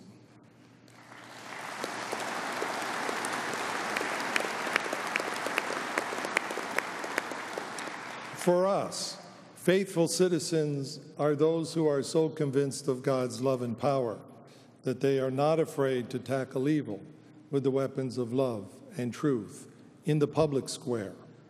For 135 years, we have used these weapons to stand against practices and policies that our church and the natural law teach are intrinsically evil, and to stand against what Pope Francis has called a polite persecution, that is, the attempt to silence faithful Catholics on issues of national importance. In fact, Pope Francis has encouraged us to continue our public witness. In his first message to a Supreme Convention, Pope Francis asked each knight and every council to bear witness to the authentic nature of marriage and the family, the sanctity and inviolability, the inviolable dignity of human life, and the beauty and truth of human sexuality. The next year in the Pope's message, he stated that he is grateful for the active role played by the Knights of Columbus to restrict efforts and to resist those efforts, to restrict religion to the purely personal sphere, to defend its proper place in the public square, and to encourage the lay faithful in their mission to shape a society that reflects the truth of Christ and the values of his kingdom. This is the reason in the 1920s that we stood against the persecution of Catholics in Mexico. This is the reason in the 1930s that we spoke out for the Jews of Germany. This is the reason during the Cold War we worked for religious freedom behind the Iron Curtain. And this is the reason why we continue to speak out today on behalf of Christians being persecuted in the Middle East. We stood against violations of our own religious freedom for nearly a century. In the 1920s, we resisted attacks by the Ku Klux Klan to silence Catholic education.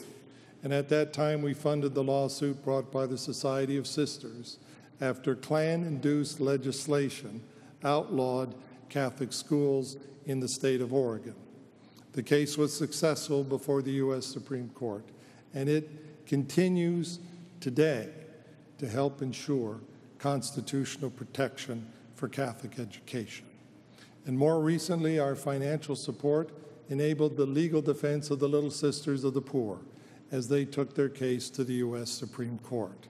They sought an exemption from federal regulations that would have forced them to provide contraception, sterilization, and abortion-inducing drug coverage. And we also filed an amicus brief before the Supreme Court on their behalf. With our support, the Little Sisters were successful, and today they still provide their incredible service to the sick and dying, and they do so without being forced by the government to compromise their beliefs.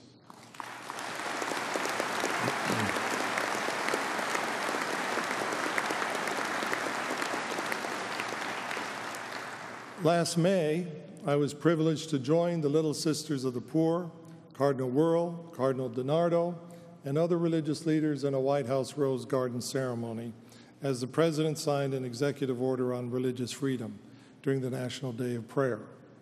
Congress established the National Day of Prayer, and President Harry Truman first proclaimed it in 1952. Years ago, the servant of God, Father Patrick Peyton, said, "The family that prays together stays together." And I think the same can be said about nations. 6 decades ago, the Knights of Columbus led the effort to add the words "under God" to America's Pledge of Allegiance. Those words were, of course, taken from Abraham Lincoln's Gettysburg Address. It was Lincoln who in 1863 first proclaimed a day of prayer for our nation. And while a National Day of Prayer has become an American tradition, during the past year, the Knights of Columbus has often turned to days of prayer for our nation. In the face of violence in American cities last year, we encouraged people to pray a novena for national healing. As the American presidential election neared, we urged Catholics to pray a novena for the welfare of our country. And following the election, we began another novena for national reconciliation as we approached Inauguration Day. And in March, we asked our fellow Catholics to join us in praying for those around the world who suffer for their faith. Christians who endure suffering and death for their faith in places like Iraq, Syria, and Egypt show us how to confront terrible evil with the weapons of love and truth. They are a brilliant witness to God's love and power. And our support of these persecutions these Christians has taken 2 forms. First, since 2014, with your help and that of the public, we've provided more than $13 million for Christian refugees. And second, we advocate on their behalf in the hope that someday they may live their faith in peace and live in their own communities, not as second-class citizens, but as free and equal citizens. Last September, in a hearing on Capitol Hill, I called on the U.S. government to deliver aid directly to Christian and other minority communities who are victims of genocide in Iraq and Syria. In the early 20th century, the U.S. government worked with church groups and individuals, including the Knights of Columbus, to do just that, to provide funding and deliver aid directly to communities victimized by the genocide against Christians that occurred at that time. And the U.S. government should do so again now. Such aid can be an investment in a more peaceful future in the region, but this will only happen if the system of religious apartheid there ends. Christians and other religious minorities must have equal rights. Congressman Chris Smith took these words to heart, and with Congresswoman Anna Eshoo, he authored H.R. 390, which mandates that the U.S. government provide aid in such a way that it reaches Christian and other minority groups targeted for genocide. And in June, the House of Representatives unanimously passed this bill. Now that the House has acted, we urge the Senate to pass H.R. 390 as quickly as possible.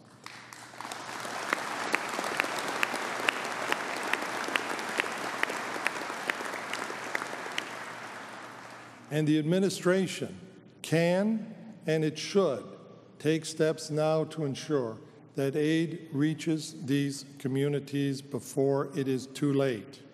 The survival of Christianity in the Middle East hangs in the balance. As part of our ongoing effort to aid persecuted Christians, especially in the Middle East, I am pleased to announce that the Knights of Columbus and the United States Conference of Catholic Bishops will sponsor a day of prayer for persecuted Christians on November 26th, followed by a week of awareness and education. And I ask every council to make sure that this effort receives its highest priority within your council and within your parish. In October, I had the honor to accept the Path to Peace Award from the Holy See's mission to the United Nations. The award was given to the Knights of Columbus in recognition of our work for Christians and other persecuted minorities in the Middle East and for our humanitarian work around the world. Let me repeat here what I said at that time. These Christian communities are a priceless treasure for the church and for humanity. They have every right to live, and we are determined that they should survive.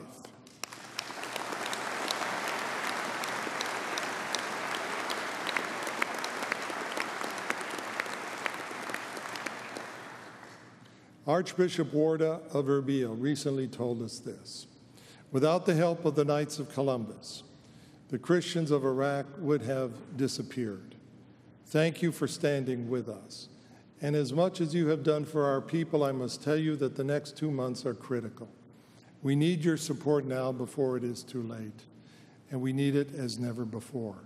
Without substantial assistance, the few remaining Christians in Iraq may well disappear forever. My brother Knights, our work has truly changed history. And while we raise awareness, we also must continue our financial support for these people who literally have no one else. So I ask each of you and all of those watching at home to join us in supporting the survival of these innocent people and to ensure that our Christian faith, present in this region of the world since the time of the apostles, does not disappear. And I am pleased also to announce today that the Knights of Columbus is taking a concrete step to save Christians in Iraq and Christianity in Iraq. This weekend, your board of directors has authorized a new effort to raise $2 million to save a Christian town in the Nineveh Plain. In doing so, we will be matching the recent action of the government of Hungary, which recently donated $2 million to save another Christian town. The town the Knights of Columbus is saving is Karemdez. It is a town in Iraq that until recently was controlled by ISIS. The terrorists desecrated churches and graves, and they looted and destroyed hundreds and hundreds of houses. Now we will ensure that hundreds of Christian families driven from their homes will return. We will give them and many others hope for the future. For $2,000, a council, a parish, or an individual can move a Christian family back home. And the work will begin this week.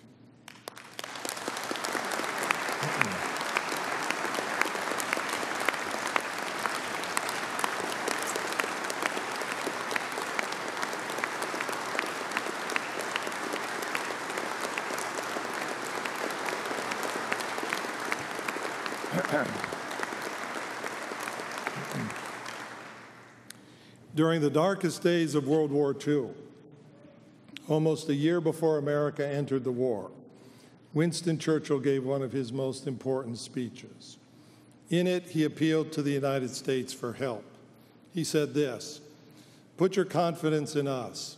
We shall not fail or falter. We shall not weaken or tire. Neither the sudden shock of battle nor the long-drawn trials of vigilance and exertion will wear us down. Give us the tools, and we will finish the job." My brother Knights, in the days ahead, let us keep in mind these words of Sir Winston. Let us say to our brothers and sisters in the faith, Put your confidence in us. We shall not fail or falter. We shall not weaken or tire. We will give you the tools, and together we will finish the job.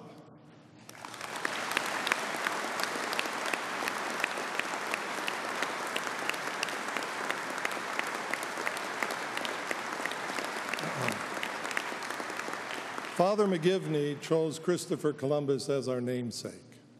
He did so because Columbus was one of the very few Catholics considered a hero of American history in 19th century America. 10 years after the founding of the Knights of Columbus in 1892, the Columbian Exposition in Chicago would attest to this fact. In 1907, Colorado became the first state to celebrate Columbus Day. And by 1937, Columbus Day had become a national holiday in the United States. Father McGivney's idea was that Columbus would show that an American could be both a good citizen and a good Catholic. But the fact that Columbus was a Catholic didn't sit well with some extremists. And in the 1920s, the Ku Klux Klan began a campaign to stop Columbus Day celebrations precisely because Columbus was a Catholic. The Knights of Columbus successfully resisted those efforts. But today, Columbus is again under attack. And according to experts like Carol Delaney, former professor at Stanford and Brown universities, Columbus is often blamed for things he did not do and for the actions of others who came after him. And these problematic narratives have been promoted by extremely partisan historians whose allies in many cases have again dusted off the mean-spirited anti-Catholic tactics of a century ago. Their goal is not only to rewrite history and disparage Columbus, but also to suppress his holiday across the country. But once again, I report to you that we are taking action. In the past year, we have successfully defended Columbus Day in Illinois, Colorado, Maine, Nebraska, Montana, and Baltimore. Speaking in Genoa,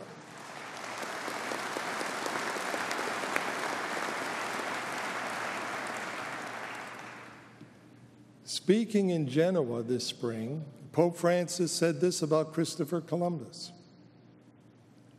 To be Christians who make a difference, young people must have the same qualities as Christopher Columbus. So in the days ahead, we will continue to defend the truth about Columbus and Columbus Day. We will also continue our efforts to build a culture of life, and we will work to end the legal regime that has resulted in more than 60 million deaths by abortion. In this effort,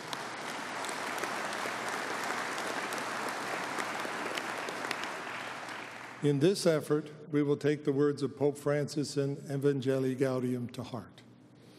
He wrote this: among the vulnerable for whom the Church wishes to care with particular love and concern are unborn children, the most defenseless and innocent among us. Nowadays, efforts are made to deny them their human dignity and to do with them whatever one pleases, taking their lives and passing laws preventing anyone from standing in the way of this. Went on to say, frequently as a way of ridiculing the Church's efforts to defend their lives, attempts are made to present her position as ideological and conservative. And then Pope Francis concluded, yet this defense of unborn life is closely linked to the defense of each and every other human right. My brother knights, to prioritize the rights of the unborn child is not partisan and it is not political. To the contrary, to insist that Catholics put aside their commitment to the child in the womb in order to vote for a political party that promotes abortion, that is the very height of partisanship.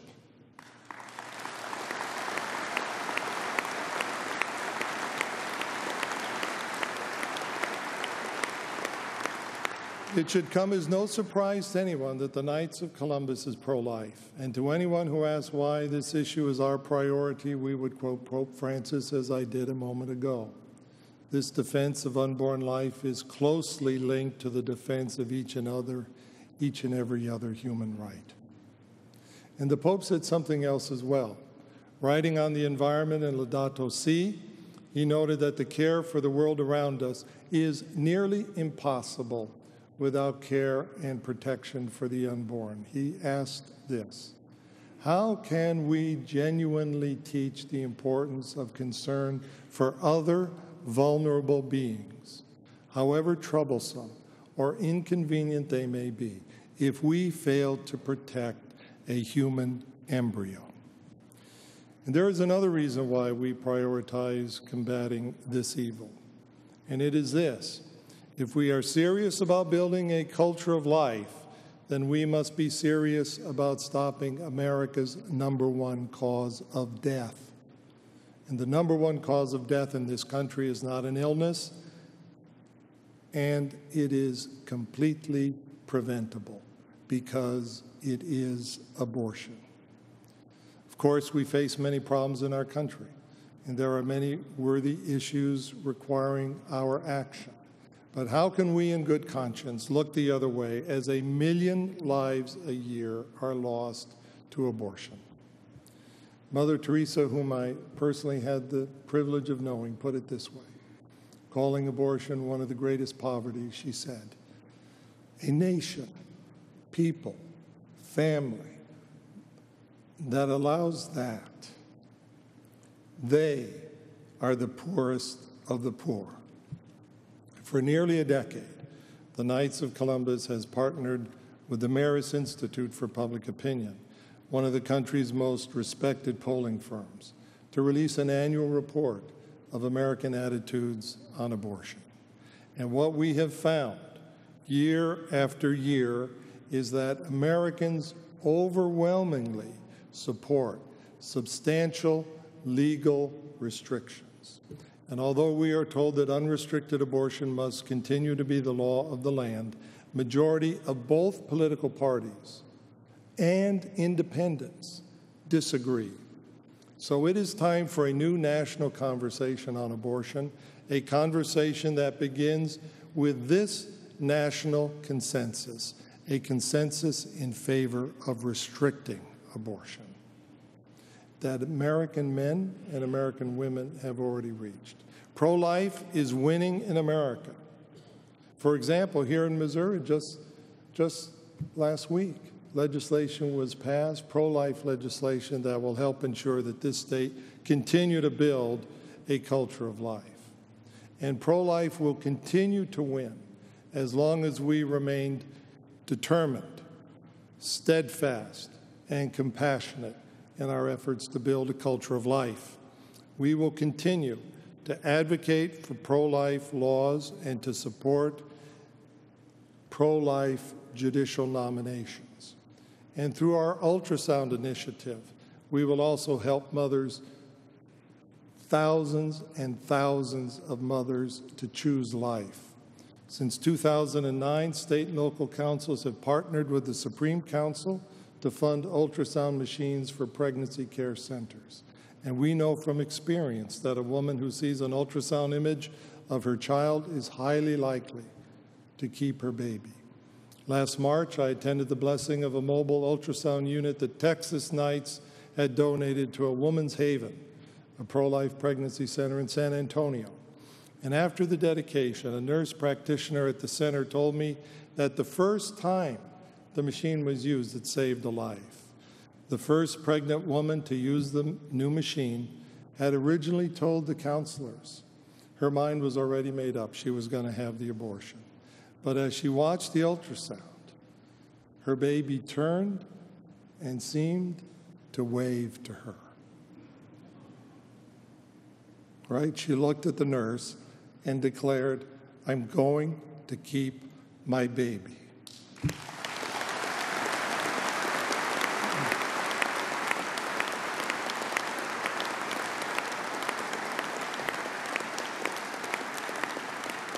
So, my brother knights, as of today, we have placed 829 ultrasound machines.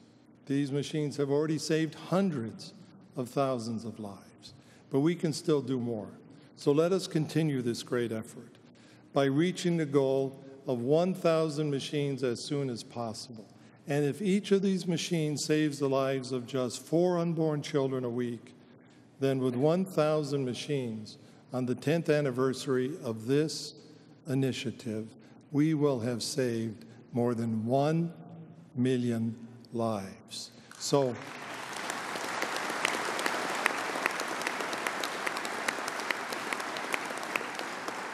I ask you today, let us join in a great Knights of Columbus campaign to save 1 million children.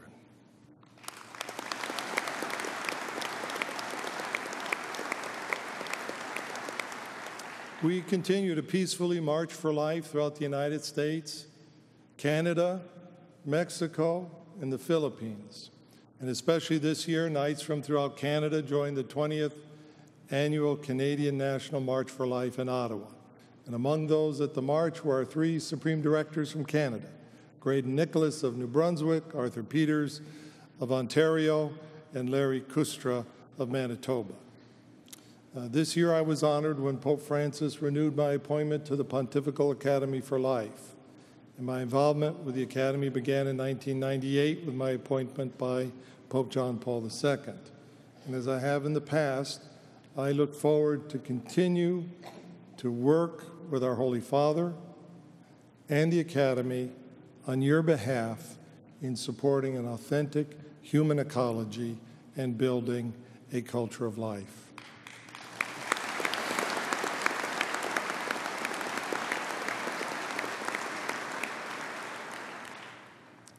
Last January, I took time to reflect upon the message of Pope Francis for the World Day of Peace.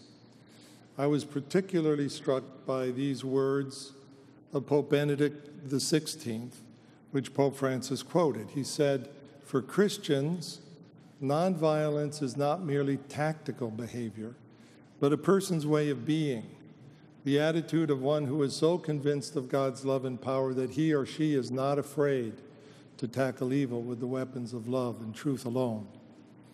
I decided then that these words would form this year's convention theme. And in his message, Pope Francis urged people everywhere to adopt nonviolence as a style of politics, the style based on the recognition, he said, that the image of God in each person will enable us to acknowledge one another as sacred gifts endowed with immense dignity. He went on to quote St. John Paul II, saying, "May people learn to fight for justice without violence, renouncing class struggle in their internal disputes and war in their international ones." And as the events of 2017 unfolded, the message of these popes showed itself to be truly prophetic. Violence and the rhetoric of violence have increased, culminating most recently in the attempted assassination of members of Congress on a baseball field outside of Washington, D.C. Violence and the rhetoric of violence have no place as a style of politics in America or any other country. And violence and the rhetoric of violence must end, and it must end now. So today we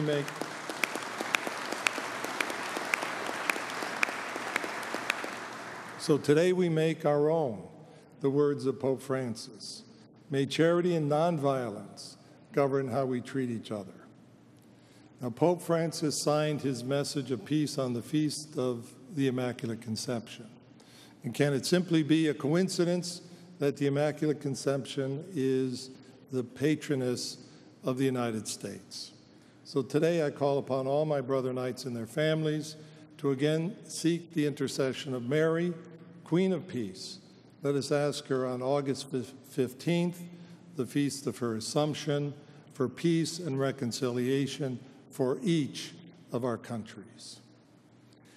In Deus Caritas Est, Pope Benedict XVI reminds us that the Christian is called to have a heart which sees where love is needed and to act accordingly. Today we might say that this is the first principle of Catholic citizenship. The Reverend Martin Luther King Jr. spoke of the strength to love as fundamental to the civil rights movement.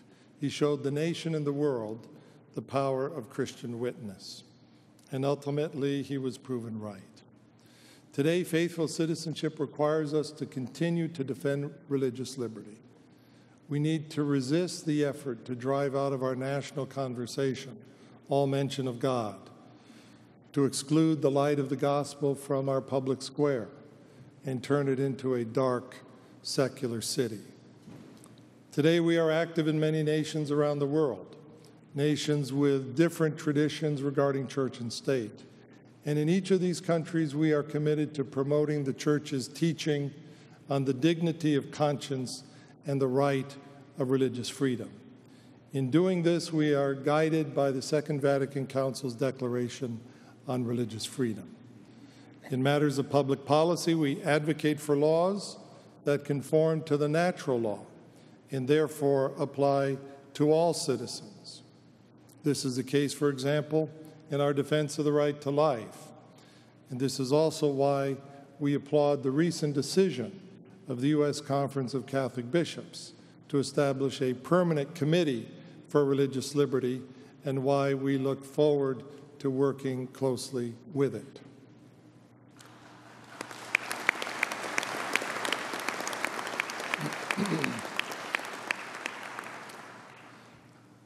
Earlier this year, I had the opportunity and the privilege to spend some hours with a great Canadian, Jean Vanier. In 2005, the Knights of Columbus awarded Jean Vanier our Gaudium et Spes Award for his lifetime of work on behalf of people with intellectual disabilities. We spoke about what he has done since that time and how he used our gift of $100,000 to purchase a new home for his Lausch community in Calcutta.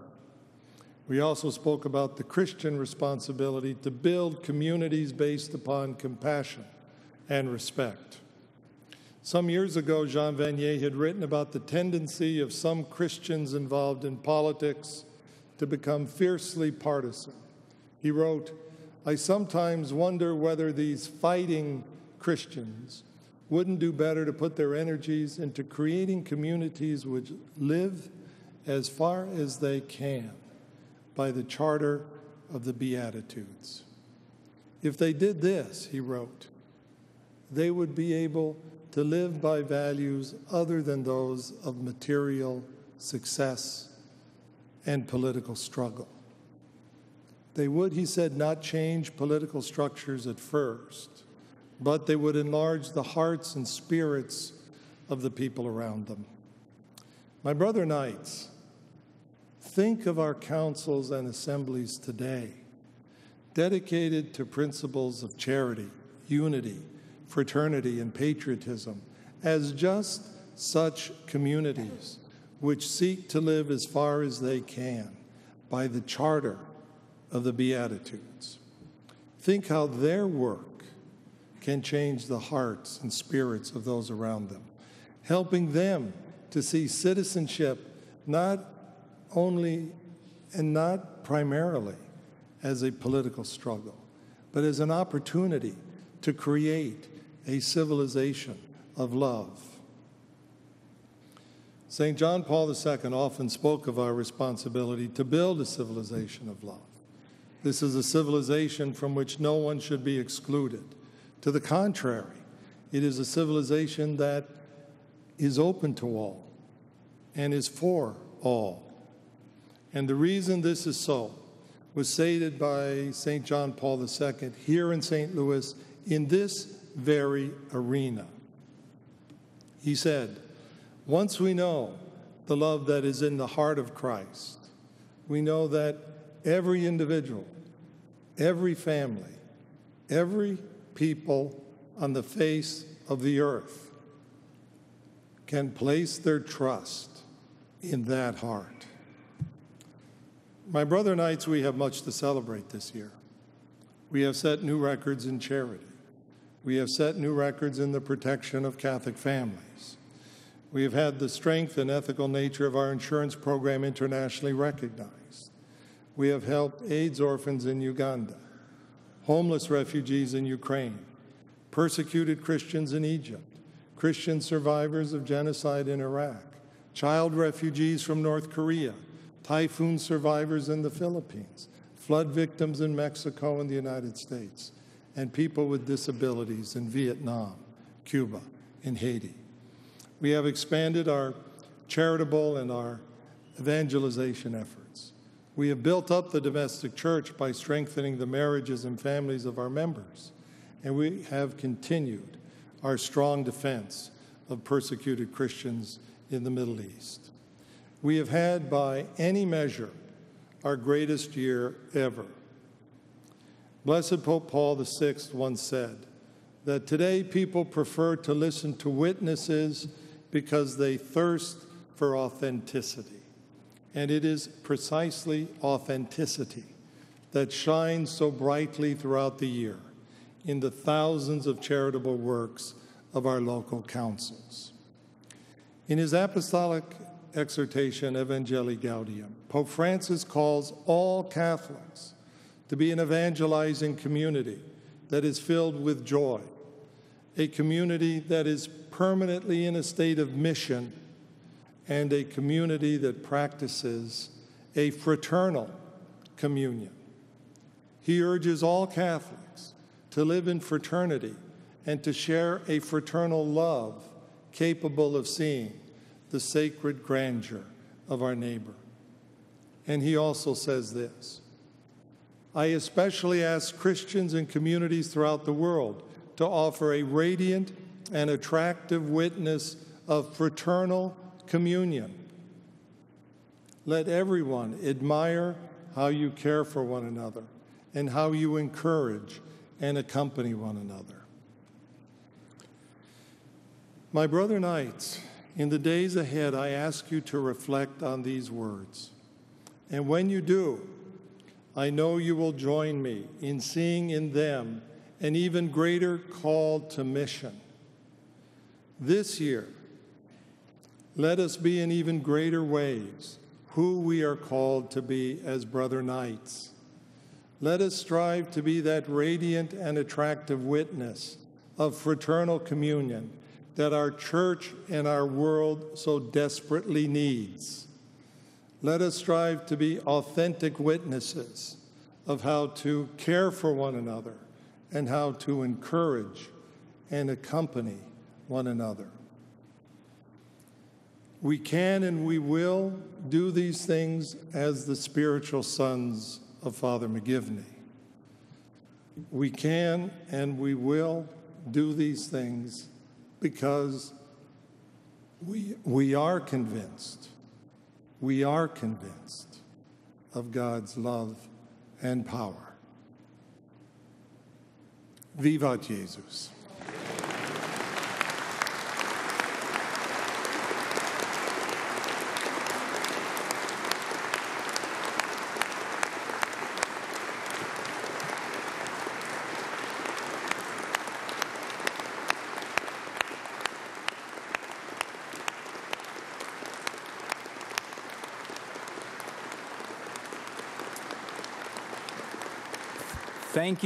Thank you, worthy Supreme Knight, for your impressive and comprehensive report on the state of our order. We are grateful for your tireless service leading the Knights of Columbus, for your love for the Church, and for your vision for the future of the Knights of Columbus.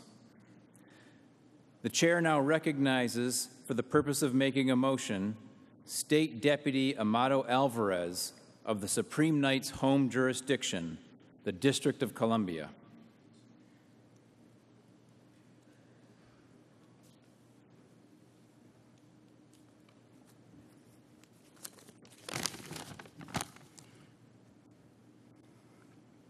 Worthy Deputy Supreme Knight, I move that the sincere appreciation and gratitude of the Supreme Council be extended to our Supreme Knight for his address, and that his report be made a part of the minutes of the meeting.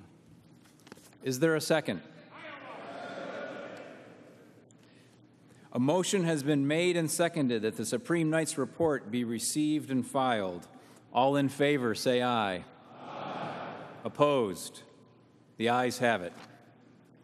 Thank you, my brother knights. I now return the gavel to our worthy Supreme Knight.